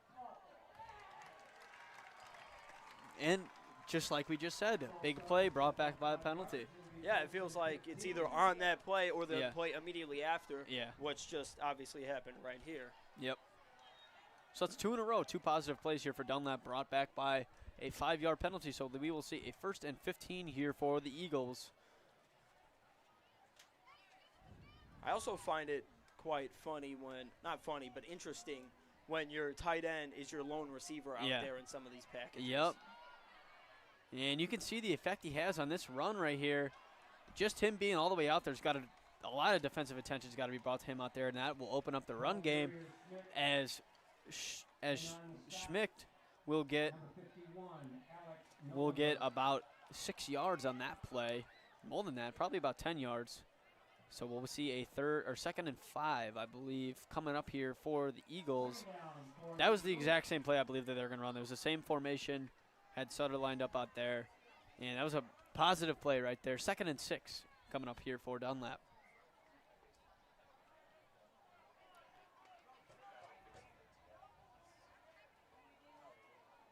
Looks like they'll do the same thing here. Same exact formation. Will they go the other way this time? Nope, this is the exact same play. If it ain't broke, don't fix it. As Dietz is gonna go get some extra yards. And that's not Dietz, excuse me. That's going to all the way for the end zone. Touchdown. Did he step out of bounds right here on the 4 line? I believe that's what that sideline ref is saying. And it was Schmidt on that run, excuse me, not Dietz. And he stepped out of bounds around the 4-yard line, about 3.5. Hey, but a positive run. Looks like he was going to be brought down about 3 yards. Absolutely. He played a good play into a great play. Great play. Yeah, and then if you're Dunlap, that's what you're looking, Yeah. turning good plays into great plays. Yep. So the goal for your possession here is to hopefully not get a penalty here if you're Coach Kaz. You don't want to see a yellow flag on the floor or on the field. This is the same formation, just Sutter's lined up to the left. They will hand it off once again. And about as close as you can get right there. I believe that'll be on about like the half-yard line. So all they got to do is run this one up the middle on this next play as the quarter's about to run out. I bet you they'll run this one all the way down. Well, they can't. But they will run this down as far as they can, I bet. I think you go right back to that play. Yeah, I know sure. you're seeing that formation a Yeah. lot, but it's worked a lot Yeah. on this drive. And if you're Pekin, you got to try to find a way to stop that, whether that's bringing a bigger box out there and maybe bringing your safeties up. Yeah, and you called it, Nick. Right back to the same formation. And a handoff and touchdown Dunlap. That play was basically unstoppable for that entire drive, and we have got a Eagle lead. 20-14 is your score. And a nice play there from Dunlap. After big play, then penalty, big play, penalty, they work through the adversity and score for the end zone. I will say, after seeing a only 14 score combined total in the first half, seeing them have more than that just in the third half alone is always fun to see. And, Yeah, for sure. Definitely turns the game around to maybe a higher scoring kind of game. And the extra point is up and good. 21-14 is your score. with 15 seconds left to go in the third quarter.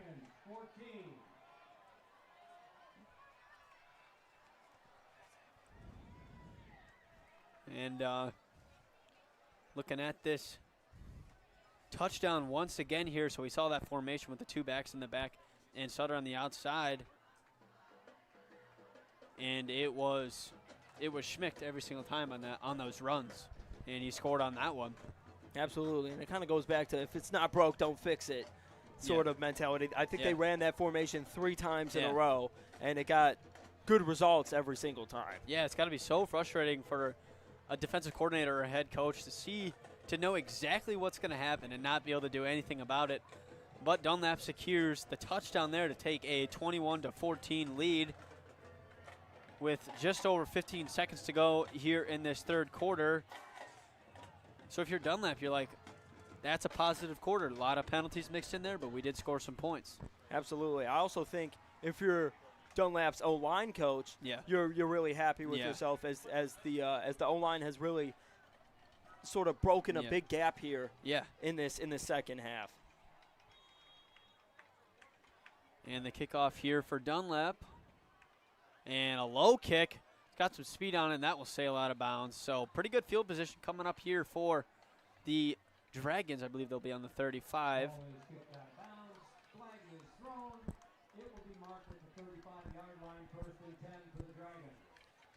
First and 10 for the Dragons coming up here. Probably a time for about one play before the end of this quarter. I think that's exactly what they'll do. I think they'll just run one play and then Yep. even if they have time to run another play, they'll probably just let the clock run out. Yeah, it kind of seems like we've been watching 2 different games after that slow first half into this high-powered third quarter. See if the fourth quarter can follow suit of this third. Benassi will take the snap here on first and 10, hand it off to Jackson. Jackson will run it up the middle and brought down for about a 3-yard gain. And that'll be it for your third quarter. And we had 14 points in the first half, and we had 21 points scored in the third quarter. So the game broke open for both teams in that third period. Yeah, I don't know about you, but I'm actually really excited to see how this fourth quarter sort of plays out here with both offensive sort of finding a groove there in the third quarter. Yep.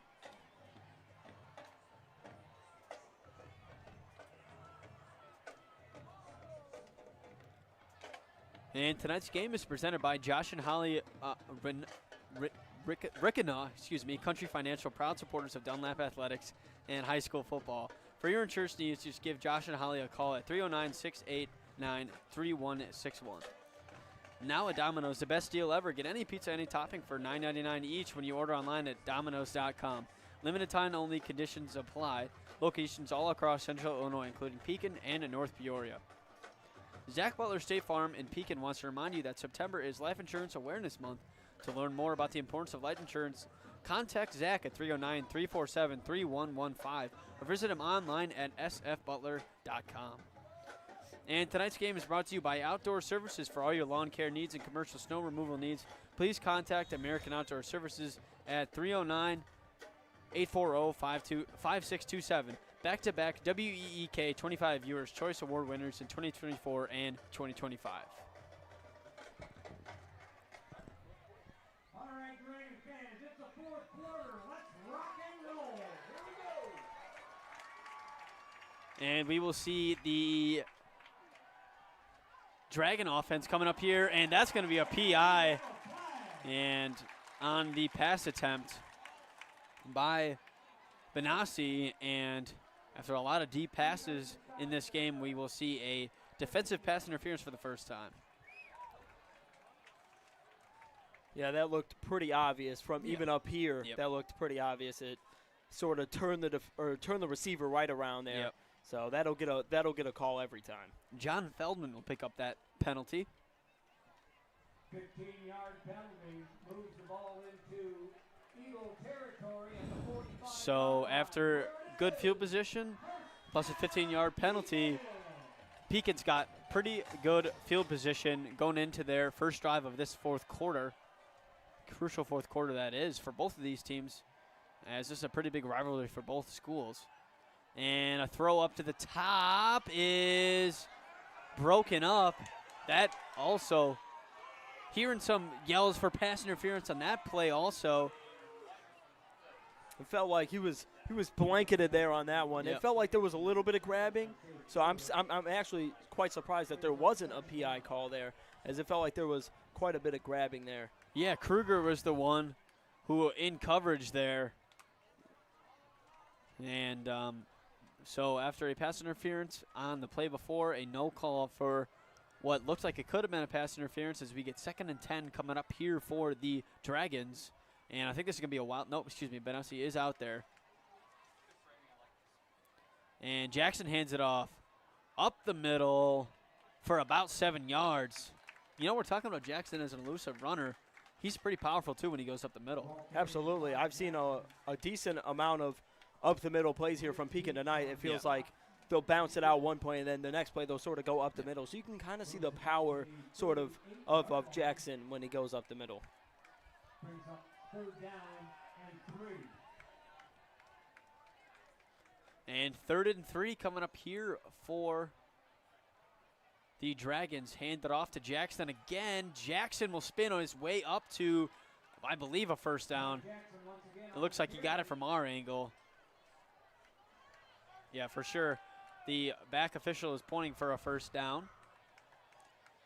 And a little note on John Feldman, the guy who just picked up that pass interference. He is back after missing the first 2 weeks. He fractured his finger and had to have surgery.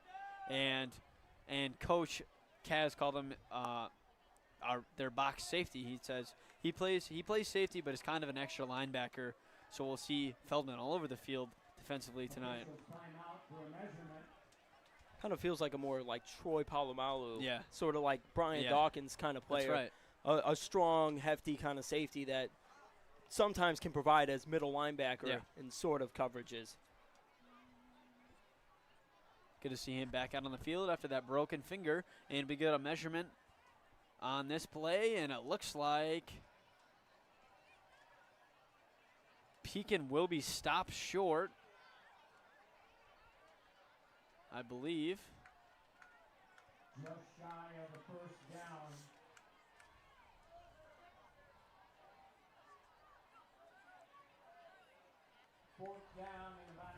And 4th down and about a half a foot for Pekin, and I believe they're going to go for this one.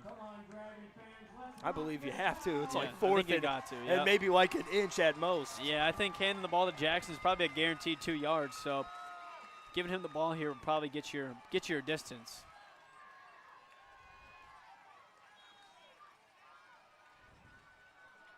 And the snap. Jackson will take it in the Wildcat here. He will go up the middle, and that's going to be a first down for Ty Jackson, excuse me. And first down, Dragons.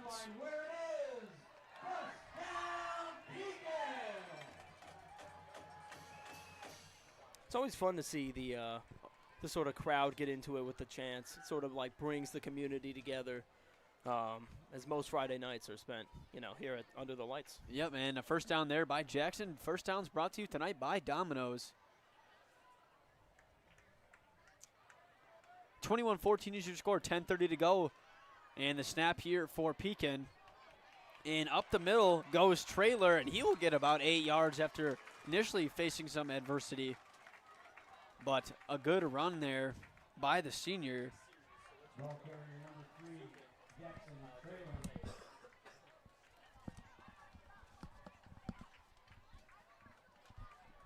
So we've seen a pair of running backs tonight, Jackson and Traylor, be the force for this Pekin offense. 2nd down.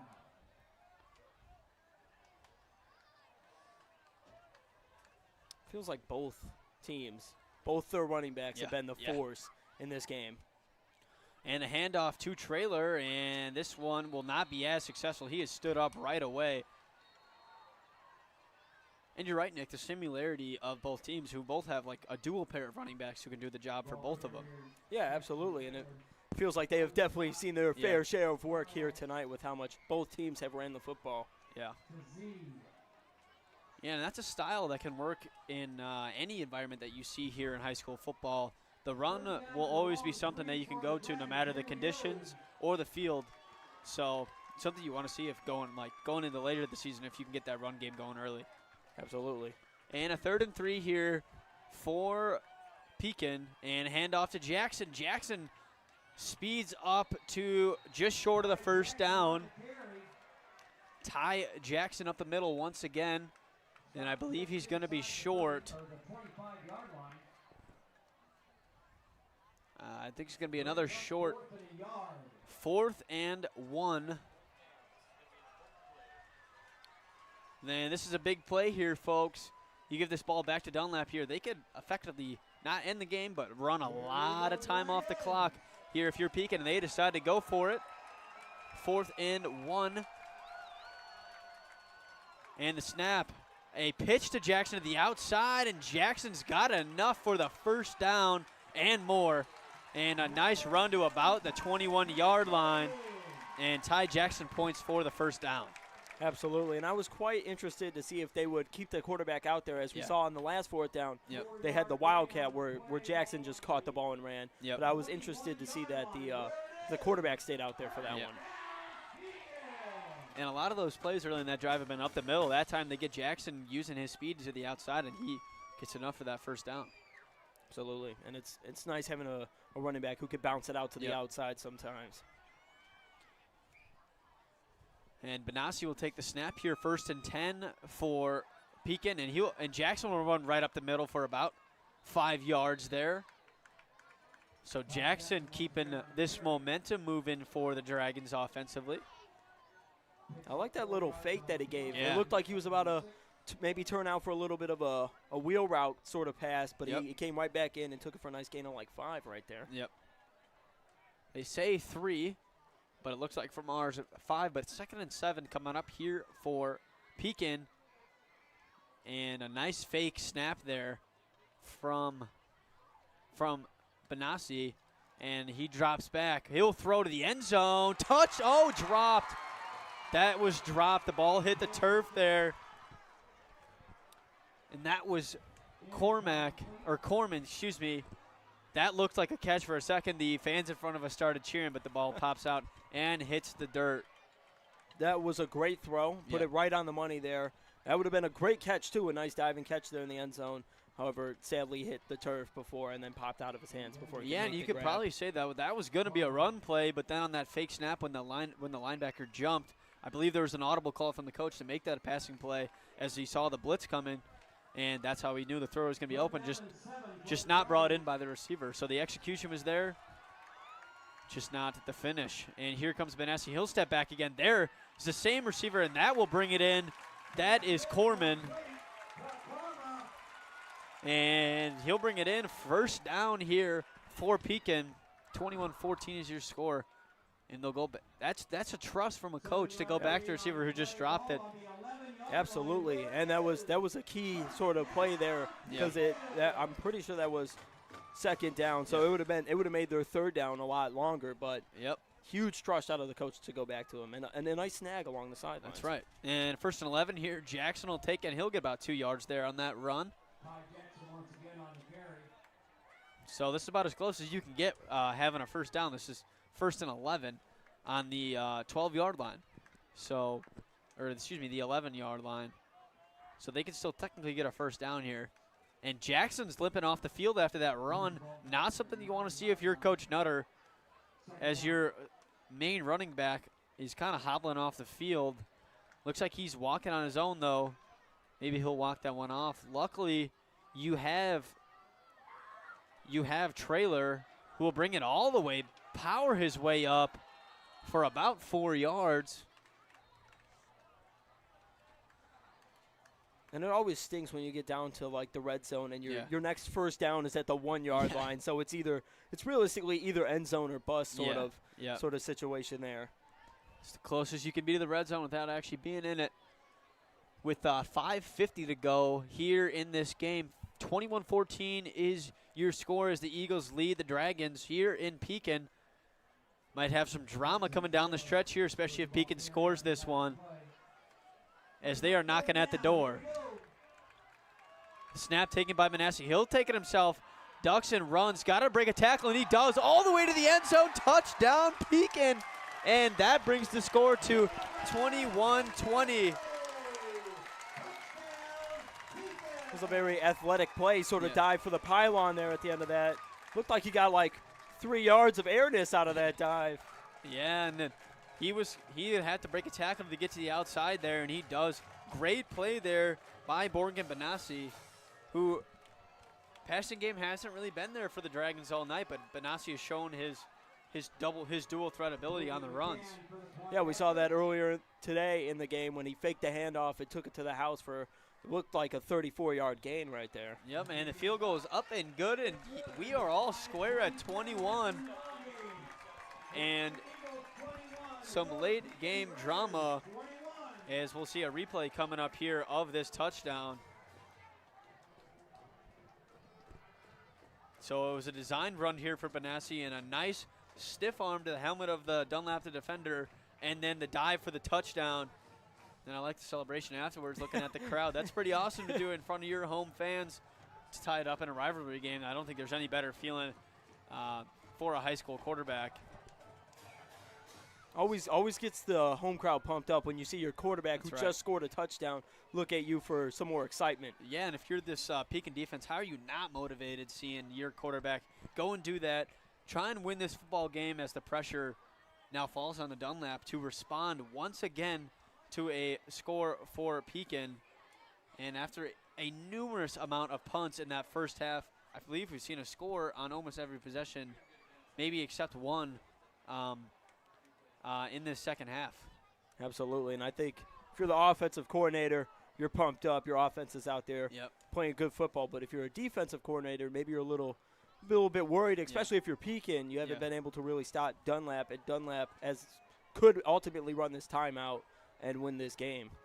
Yeah, it just kind of seems like both coaching staffs needed an entire half to figure each other out, and then they were in halftime this is our game plan, and they figured each other out. So we'll see how Dunlap responds here, as Gillespie will take it out of the backfield. He's got some space, but he is brought down right around the 28-yard line. I know Gillespie was happy to see that sort of big opening there. Great open field tackle, but a lot of daylight if that wasn't made. So the pressure falls onto the Dunlap offense. They got some time to work with here. They got 5 minutes to go, about 84 yards here. Yeah, they can actually absolutely kill some clock here while they're doing it as well. Yeah. So if you're Coach Kaz, what do you prioritize here, scoring or running out the clock? We will find out here as Tyrell will take the snap here for Dunlap. He'll fake the handoff, roll out to the right. He'll run it on his own, lose the defender. What a move right there, all the way past the first down and more for this Dunlap quarterback. What a move, right, to lose the first defender right there from Tyra. It's always fun to see both quarterbacks be elusive and be able to make big plays. Normally you expect that out of the team's running back, but it's always fun to watch a quarterback do it as well. Yeah, football has changed so much over the years. Being a dual threat quarterback is kind of the standard now. We don't see a lot of quarterbacks who can't move very much anymore. And we see two quarterbacks tonight who really like to use their legs. And we've got a first and 10 for Dunlap coming up. First downs brought to you tonight by Domino's. And the handoff here to Schmidt, and he will take it all the way to the outside for about 6 yards. Good tough run there from Schmidt. On the stop, Ty Jackson. And a holding call will take that play back. And that's what we've seen all night from Dunlap, frankly, has been those penalties. Absolutely, and I think even though Dunlap has, on their last two possessions, scored, even with those penalties, especially late in the game, you just don't want to see penalties, you know, especially when you're trying to win a ball game here late.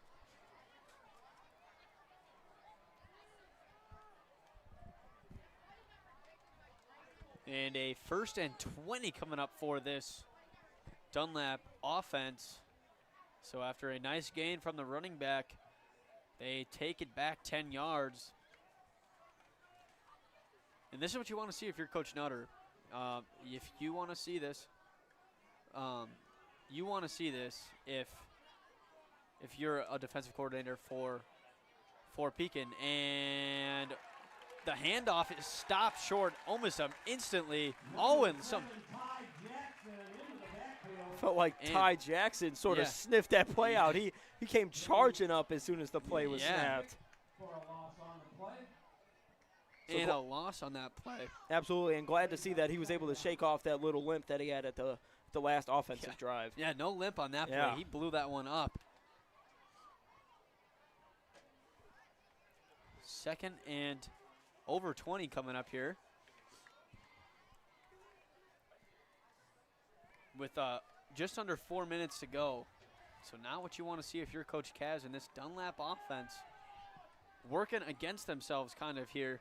2nd and 20 coming up as Tyra will take the snap, and the play is whistled dead. And timeout taken on the field. 21-21 is your score as the players will go to their sidelines. Timeout, Dunlap. And Dunlap will take the timeout. I believe they have one timeout remaining. We have not seen a Pekin timeout yet this game. So, Nick, what are you expecting down the stretch here of this tight rivalry game with 3 minutes to go? I sort of expect, obviously, Pekin has those 3 timeouts, so I think they're trying to hold those 3 timeouts as long as humanly possible and sort of try to get a stop here and be able to play with the clock. If you're Dunlap, though, I think you continue to try to you continue to try to milk the clock here. I know you're staring at a 2nd and 20, which is a big down, but I think if you can get a nice chunk of change here, maybe like even 5 yards feels like you could get that, as we've seen Pekin, who had a 4th and 10 earlier in the game, and they found great success with that. I think if you could just get a positive gain here, whether that's 5, 10, even 15, I think you're in a pretty decent spot to pick up the first down. 3:44 to go here in the game. 21-21 is your score as Tyro will take the snap here for Dunlap. He'll drop way back looking for a pass. He's got pressure in his face. He'll throw it up to Gillespie and dropped. And Gillespie was open and could not come up with it. Throw and a holding call on Dunlap. So that deficit that they were facing in terms of yardage will come back 10 more yards. So we're looking at a 2nd and 30 for this Eagle offense. I was interested to see if Coach Nutter would accept that or not. Obviously, 3rd and 20 is really far, but you also give them an extra play to sort of pick those yards right back up. Yeah, and it's going to take extra time now because they get an extra play as well. So taking some time off the clock, too. Also looks like he ended up declining the call. Okay. Yeah. Hey, good call there. Yeah. Good call. So I was very interested to see if he would accept or decline that call. Yeah, sometimes I just think kind of like playing Madden. I think coaches are just so default just to accept it that sometimes I just think they make the mistake. But we will see a 3rd and 20 here, and this is a crucial play for both teams. Don't want to let something up if you're Pekin, and it's Sutter who comes in with the deep catch. Haven't seen Sutter really all night, and the 4-star tight end, #1 player in Illinois, comes through on the deep catch on the 3rd and 20. And now the game is wide open here for Dunlap after a great play there from Sutter. Absolutely. If you're Sutter, that's got to feel great. You know, you haven't really seen a whole lot this game because of the double teams and stuff of that nature and the heavy run packages that they've brought out. But it's got to feel great that you're the person that they lean on in a big situation like that. Yeah, and I saw Coach Nutter talking to a player in covers there, like, you obviously know you're going to go to that guy, so why is he not being double covered? And a timeout taken here by Dunlap, and that'll be their final timeout of the game. Coach Kaz trying to save a delay of game there. It looked like he might have got it off, but try not to take that risk if you are the coach for the Eagles. And I don't mind that timeout. Obviously, we've talked about this all game. When they have a big play, it ends up with a flag immediately right after, it feels like. So trying to save the flag there, I think it was the last use of their final timeout, but it was a good use in that sense. For sure. And I've been kind of standing here wondering, like, hey, I was coming into this game, #1 player Illinois Sutter. I wanted to see some cool stuff of him. I haven't really seen anything from him in terms of the receiving. I know there's a lot of stuff that, like, true football fans will see in the blocking, and coaches will see the blocking and fall in love with the blocking. But there we see the best player in the game in terms of rankings come through for his team right there. And it's just cool to see if you're a Dunlap fan. I will say if you're Alabama, who just secured him, you're excited to see him make a big play right there. For sure, a diving grab as well. That was not just a regular catch. He was all laid out for that one. So will we see Dunlap take some time off the clock here and kind of run this one out? They do not have any timeouts, so the clock is kind of in control of their destiny here. And they'll go back to Sutter on this play, and that ball is going to sail OB. Sutter didn't really see that one coming. I think he wanted a little more down the line than that. Yeah, it looked like he sort of was expecting a deeper ball out of that one instead of a sort of back shoulder fade there. Yep. But I kind of like that call from Kaz, like, hey, it just worked, might as well go to it again. And that was the same formation we saw on their touchdown drive, but that time they didn't hand it off. They decided to go for the fade. But I feel like he was open. I'm gonna be honest, I don't know if there's any cornerbacks here for Pekin who can really match up with him physically. So going to him on the outside I don't think is ever a bad call. And we got 2nd and 10 here. And the handoff kind of stopped by his own play there is Schmick. But he'll get a few positive yards there, about 3 or 4. I think if you're Dunlap, if you're Coach Kaz, I think you look for Gillespie. He has been open all game tonight. Yeah. It just seems like him and the quarterback can't seem to get the right sort of ball to him. But he has been open all game tonight. I think if you're going to look for him at all, I think it should be right now. That's right. 3rd and 8 is what Dunlap is going up against here. Might be the biggest play of the game here, folks. 2 minutes to go, 21-21. 3rd and 8 for this Dunlap offense, and a fake on the handoff. And a risky throw there for Tyra. Almost picked off, trying to find Sutter on the outside. And it brings it to 4th and 8. And decision time for this head coach, for this coaching staff of Dunlap. They're kind of in no man's land, kind of in that you can't really kick a field goal from there. Punting is maybe a little bit too risky because you don't want it to go into the end zone. So I think if they go for it, I believe that, in my personal opinion, it's the right call. Honestly, would be cool here is a deep shot, kind of like just like a punt, but just throw it deep. Maybe an interception will keep them down there, but we will see. Lined up in the backfield, fakes the handoff, play action here. Over to the right side, is caught for the first down is Sutter. He might have dropped it in. The refs say he caught it. The Pekin defenders are saying no. From our angle, it looks like a catch to me. Yeah, us being on the far side, we can't really see, so that one is ultimately up on the ref. It looked like from our angle, absolutely, it did look like he caught that one. Yeah, I could tell, but why the Pekin defenders were saying that, because Sutter kind of fell on the ball, and sometimes when you see that, the ball hits the ground, which is not considered a catch. But this is high school football. We don't have replay or anything, so it's just going to be up to the ref discretion, and that is called a catch. Minute 45 to go here, and we see that same formation we've seen all game. And the handoff to Schmick, and a penalty. That's going to be a holding. I think Tyra already knows it.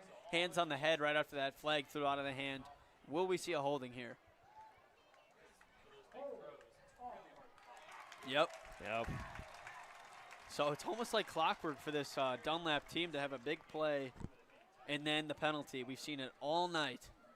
Those are really crucial, though. After a big play, that is the last thing that you want. Well, maybe not the last thing. Obviously, you don't want a fumble or an interception, but a flag is definitely one of the last things that you want. Yeah, and Coach Kaz, like, if you end up winning this game, you got to be like, oh, my gosh, I can't believe we just did that. And positives, yes, to take out of this, but so many things you can focus on in terms of the penalties if you're this Dunlap head coaching staff. Same could be said about Coach Nutter. Yeah, Kind of for feeling sure. like if you lose this game, Yeah.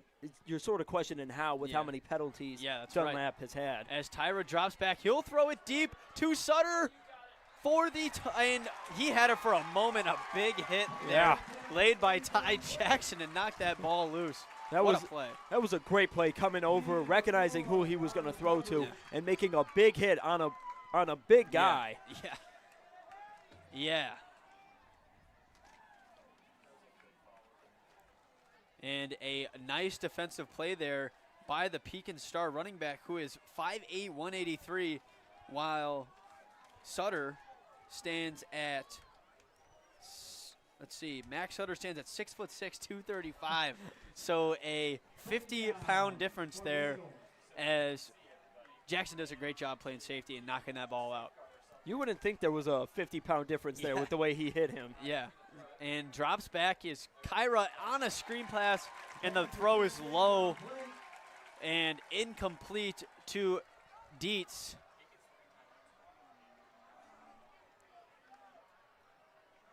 And Pekin with 3 timeouts could control the clock in this game, as if they stop Dunlap here with 3rd and 16, but I just can't count the Eagles out. I mean, we've seen them have the backs against the wall all game long, and these types of situations come through time and time again. Absolutely, and I sort of think if you're Dunlap, I think instead of going for the first down here, I think you play for field goal range. Yeah. Obviously, Pekin has all 3 of their timeouts, Yep. so I think instead of trying to go for that touchdown, you sort of go for the field goal. Yep. And Tira drops back. He'll throw it over the middle, and that is underthrown from Truman. Tira looking for Sutter, who had some daylight in the end zone, but can't connect. And we've got another long 4th down in no man's land once again. Yeah, and this one, I talked about going for the field goal, Yeah. but this one, you got to go for it. Gotta go for it. Gotta go for it. Last one was 4th and 21. This one is 4th and 16. So right around the same spot. That was, I think, 4 or 5 plays to get right back to where they were. So we've got a crucial play for this Dunlap offense, and it would be a huge stop if you're Pekin. Yeah. I wouldn't be surprised if they go to Sutter here, but I also wouldn't be surprised if they go to Gillespie here as well. Yep. I think they're looking for number 7 on this play for sure. Tiro throw it. Looks for on the outside, and overthrown on the interception, and a turnover on downs. So Pekin is looking at 57 seconds, all 3 of their timeouts, to go about 60 yards here. And that was not a bad play from Dunlap by any means. The receiver was open. Yeah, he was. Just, unfortunate that we've seen time and time again. It's just a little bit overthrown. Yep. But in that situation, you'd rather have it overthrown than underthrown. For sure. As That could've the been an corner interception. was in that location. So we will see a Pekin offensive drive here with 57 seconds left.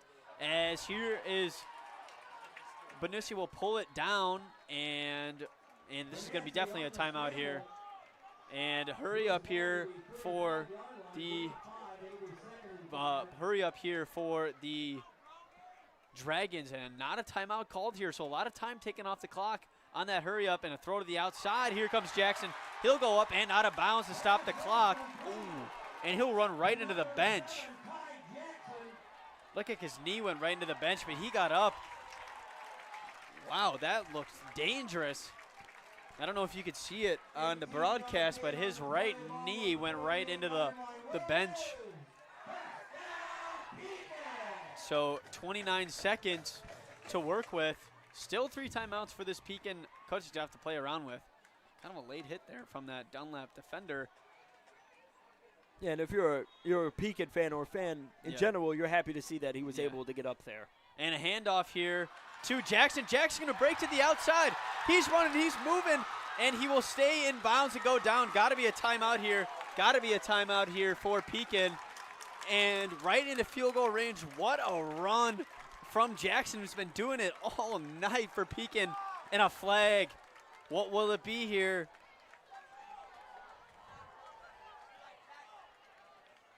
What will it be?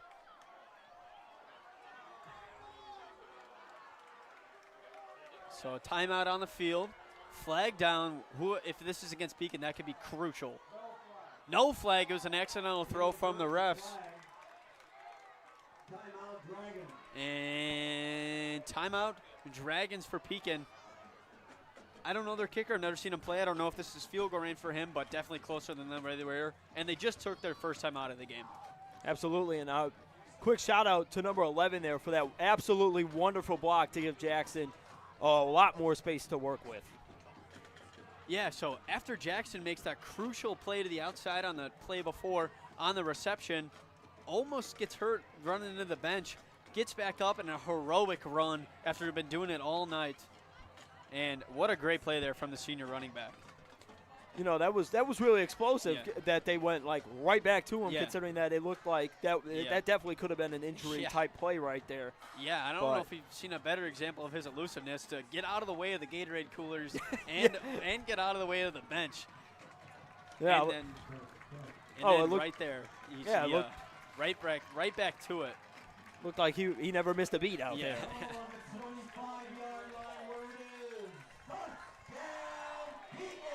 And the Pekin coaching staff telling the crowd to be quiet so they can get off a clean snap here. I'm on the edge of my seat here, folks, as drops back. He throws it and will just throw it out of bounds to save the possession. It's a great play there. I know. Yep. He definitely wanted to throw that to somebody, but just having the awareness just to throw it out of bounds. Stop the clock, save some time here. Absolutely. Could save a timeout also. Great play, great smart play there by Benassi.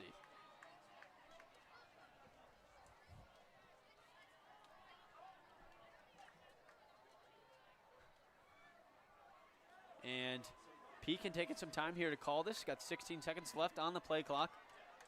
We've got Jackson lined up as a receiver, and we see Benassi pressure once again. Benassi will take it to the outside and go out of bounds for about a 5-yard gain, 4 or 5 yard gain there. 6 seconds. What do we see here from this Pekin offense? I think if you're Pekin, you still have 2 timeouts. I think you probably go with a quick pass here outside, maybe to get a little bit more yards before you kick it. But you don't want to stand out there too long with the ball. And Coach Nutter's probably telling his quarterback, like, hey, we're going to see something quick to the outside. If there's not something there within like 2 seconds, just get rid of the ball. Just get rid of it, and we'll kick the field goal, try and win this thing. Absolutely. And timeout called here by Coach Nutter. It's honestly to be expected. Just trying to get on the same plane with his players here to try and win this football game. Absolutely, and this would be the last sort of, you definitely do not want a miscommunication here on what looks to be the final play of the game for this offense. Yeah, and after that first half, you're like, what are we going to expect from this second half? And it's been wide open here, folks. And we were talking about last year how it was kind of a high-scoring, close game. I wouldn't consider this high-scoring, but definitely a far cry from what we saw in that first half. Absolutely. Both teams figured it out. And in the fourth quarter, they figured it out defensively, and we got a sort of defensive battle again in the late stages of the fourth quarter. Yeah. And will we see a quick pass here? I believe that's what we're going to go see here. And I think Coach Nutter is going to save. And folks at home, look for number 7 here. Here we go, Dragon fans. Jackson will line up in the backfield. And Benassi will drop back, playing to the outside, and incomplete. Oh, wow. And wait, the clock did not start on time for sure, because it was 6 and we looked over it after the play was done. I think there was a clock mistake there. I'm interested to see what they'll do here now that there was a little bit of a clock mishap over there. Yeah, for sure. Because it was 6 seconds. We kind of looked over after the play was done, and it was only at 5.4. So I'm interested to see what the refs do. Will they do anything about it? Do they even know is the real question. I think that's what those Dunlap players are saying to that back official. And it looks like they'll just kind of leave it. And that gives – it's 4th down and timeout here taken by the Dragons. And I think this is the time that we'll see. I think this has got to be the time we see the kick. Yeah, absolutely. As you said earlier, this could be a decently Yeah. far kick for any high school kicker. Yeah, but for sure. I think in this situation, I think you got to go with the kick. Yeah, I think that's your best option. We see number 21 for Pekin warming up right in front of us. That clock was interesting. We saw a clock mishap, and I don't think the refs knew about it, or they just didn't do anything about it, probably because they can't. I mean, what are you supposed to do about that? And we will see them work with 3.3 seconds left for this field goal kick. Actually, I think the offense is going to stay out there, so maybe they're just trying to find the end zone here. So they are going for the win by going for the end zone, unless, I don't know, if we see a quick throw out of bounds here. I don't think it's 4th down. Yeah. I don't think that they would. I don't think they got enough time. I would look for number 7 here, folks. If you're watching at home, number 7, Ty Jackson will be the guy that Banassa is looking for here. Number 7 working in the slot there. And if you're Dunlap here, I'm rushing 3 if I'm Coach Kaz here. I'm playing prevent. Nothing is going in the end zone for me here. Banassa will drop back pressure here. Great pressure by Sutter, and I think we're going to have overtime here, folks. Yeah. 21-21 as Banassa might have got hurt on that play as well. Took kind of a hard hit, and he's holding his knee. He's struggling to stand up after that run. Let's hope that he's all right over let's there. hope he's okay. What pressure right there from Max Sutter to get to the – I only rushed 3. And, folks, and 21-21 is your end of the regulation score, folks. We are going to get some free football here on Clutch Sports here in Pekin. And tonight's game is presented by Josh and Holly Rickinaw County Financial, proud supporters of Dunlap Athletics and high school football. For your insurance needs, and give Josh and Holly a call at 309-689-3161. Now at Domino's, the best deal ever. Get any pizza, any toppings for $9.99 each when you order online at Domino's.com. Limited time only, conditions apply.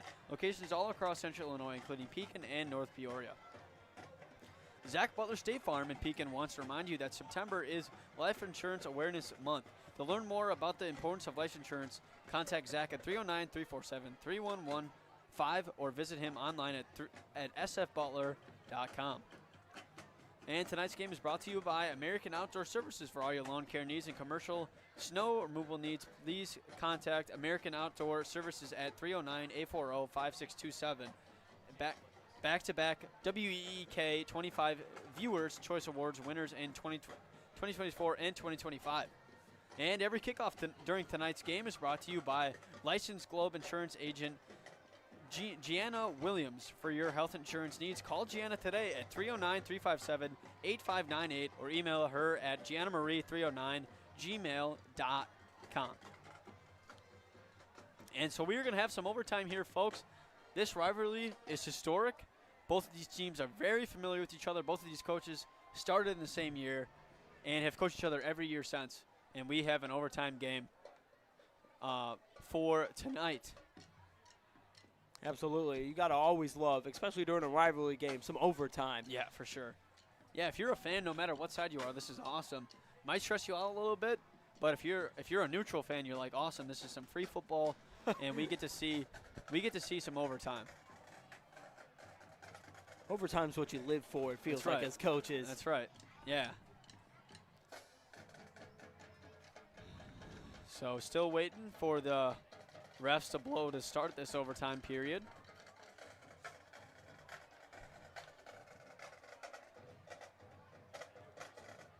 Well, I do believe it's sort of like college rules where they start at the 10, and if they score, then Dunlap has a chance to do the same. But if they don't, then the game is over. Yeah, so this is not like if you're used to NFL overtimes here. This is not like an extra possession kind of, or an extra like quarter, kind of like in basketball.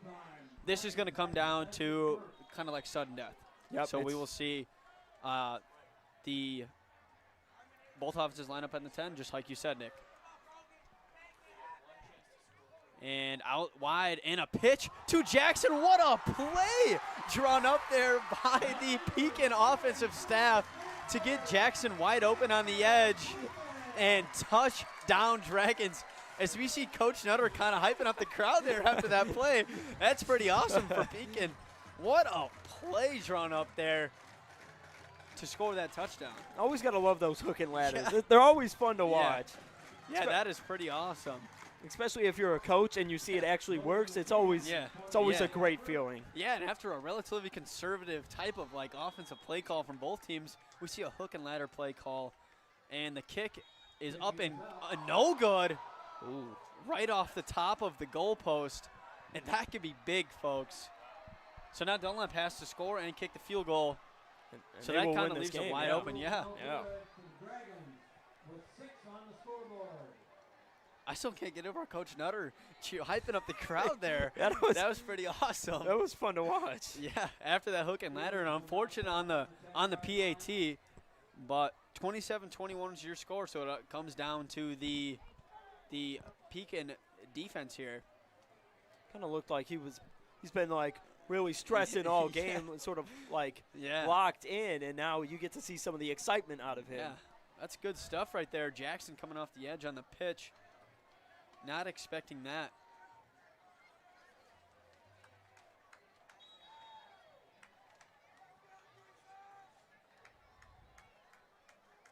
So the Pekin defense will fall on their shoulders.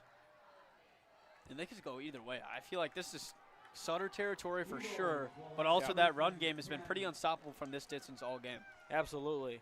I also feel like with them missing the extra point, now that takes away the decision of whether to go for it or just kick the PAT.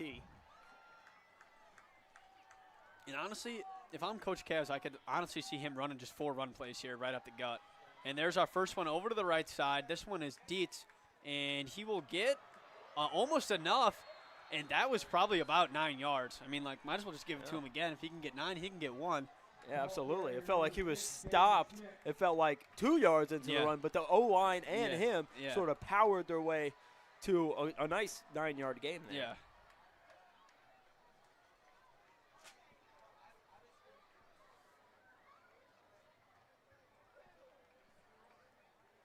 So we will see the Dunlap offense here on 2nd and 1. Well, not really 2nd and 1, just kind of a possession, and push into the end zone is Schmick, and touchdown Eagles. So the extra point here will win it for Dunlap. And this is what you live for if you're a football fan. Coming down to an extra point for the win in overtime. Especially if you're the kicker. These are the moments that you live for. All those kicks that you've trained for, and I know his heart is racing right now. Absolutely.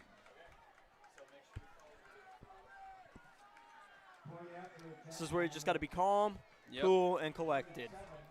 Don't overthink it. 27-27 is your score. The kick for the win is blown dead. I believe that's a timeout. I think that's a timeout by Coach Nutter to ice the kicker. I think this is Landon Grant who will kick this. So big moment here for Grant. And a nice call there from Nutter to ice the kicker. And that's something we see at all levels. Now you're like, hey, if you're Grant, if that didn't feel good, you get a second chance at it. Absolutely. And it sort of looked like, even though he called the timeout there to ice the kicker, it kind of felt like he was that the guy coming off the edge was going to be able to block that there for a second. Yeah. So that is the only Dragon timeout. They've used their one timeout in this overtime period. And if you're Coach Kaz, I mean, like, I don't even know if you need a full huddle. I would only just talk to you like, dude, just got to bring him down to earth. Just be like, hey, this is just like every other kick that you've taken in your life. I think for your Coach Kez, though, I think maybe you don't really talk to the kicker at all. Yeah, maybe you're right. Maybe you kind of let him focus in because you don't want to, like, sort of get into, like, his mental aspects. Yeah. And straight across from us, the Dunlap student section is kind of lining up, kind of seem like they're going to rush the field here. I don't know how well that's going to go over, but here goes Grant for the win for Dunlap, and up and good for Dunlap, and Dunlap will win it. Dunlap comes into Pekin and wins it on a game-winning PAT, and it looks like they are going to let the students rush the field. Pretty cool if you're a Dunlap student or fan. And the Pekin players walk off heartbroken as they lose to their rival in overtime. Absolutely. I don't think there's really anybody who's going to be stopping that student section from rushing the field there. Yeah. I mean, what a victory for Dunlap, fighting adversity almost the entire game. Some of it brought in by that Pekin defense, some of it brought in by their own penalties, but come away with a W nonetheless. And I just think it comes down to that offensive line and the running backs for Dunlap who won the game for them for sure. Absolutely. And I think if you're Coach Kaz, you're sort of relieved that all those penalties after the big plays didn't really end up costing you this football game. Yeah, and a close game last year between these two teams, and about as close as you can get tonight. And so Dunlap will move to 3-0 as Pekin will fall to 1-2. So you got to feel good if you're Dunlap coming into your rival away stadium and coming away with a win. And your final score is 28-27. And we will take a break here from Pekin Memorial Stadium here in Pekin. We'll take a break right here on Clutch Sports. Your support of Clutch Sports Media Overtime will continue to grow our free broadcast coverage with more sports, more games, and more innovation. And thanks to our partnership.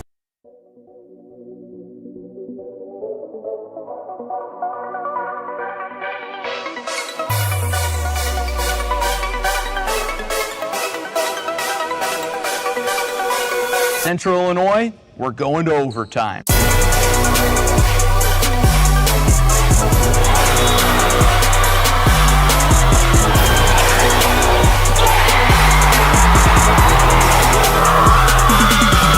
After 4 years of preps coverage in Central Illinois, Clutch Sports Media is ready for a new era. CSM Overtime. What is CSM Overtime? We're going beyond the broadcast to give you in-depth coverage of your teams, Your stories. Your stats and standings. your highlights and action shots. With your subscription, you'll get to see news and feature stories from all sports, up-to-date stats from around the area, and thoughtful analysis from our team of experts. As for our broadcast and social media coverage, it's only getting better. With your support of Clutch Sports Media Overtime, we'll continue to grow our free broadcast coverage with more sports, more games, and more innovation. And thanks to our partnership with Too Efficient Media, your social media feeds will be filled with Central Illinois' best sights and sounds. CSM Overtime will also give you access to full galleries from some of the most talented photographers and videographers in our region. As the new season approaches, it's time for more. More action, more stories. More coverage of all Central Illinois sports. It's Clutch Sports Media Overtime.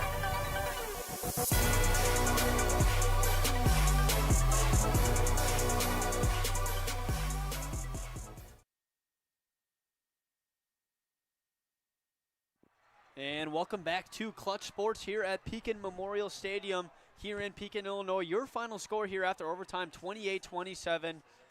Dunlap will come out victorious against their rival Pekin on a game-winning PAT. And kind of a tale of two halves here, Nick. What did you see from these two teams in the second half that you really liked?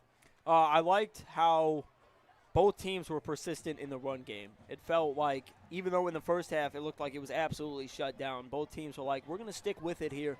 And it, for the most part, it ultimately paid off.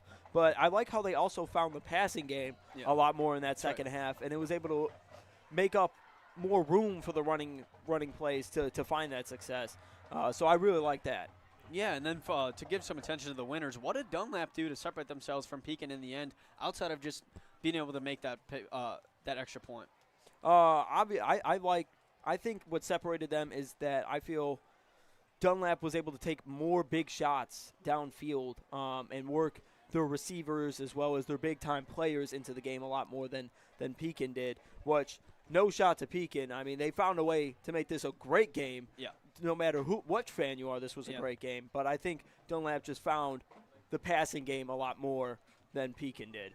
Yeah, and then for Pekin, what can they take from this game, even though it does end up in a loss? Yeah, absolutely. It's a heartbreaking loss if you're a Pekin fan or a player, even a coach on Pekin. But I think you could take away the fact that there was times when the passing game looked like it was there. And so I think they could take away that maybe they need to lean a little bit more on the passing game and sort of not as much on the running game. Yeah, and then once again, folks, your final score is 28-27 here at Pekin Memorial Stadium in Pekin, Illinois. I'm Luke Young. Joined by me is Nick Giuseppe, and we thank you very much for watching this on Clutch Sports. Have a good night, folks.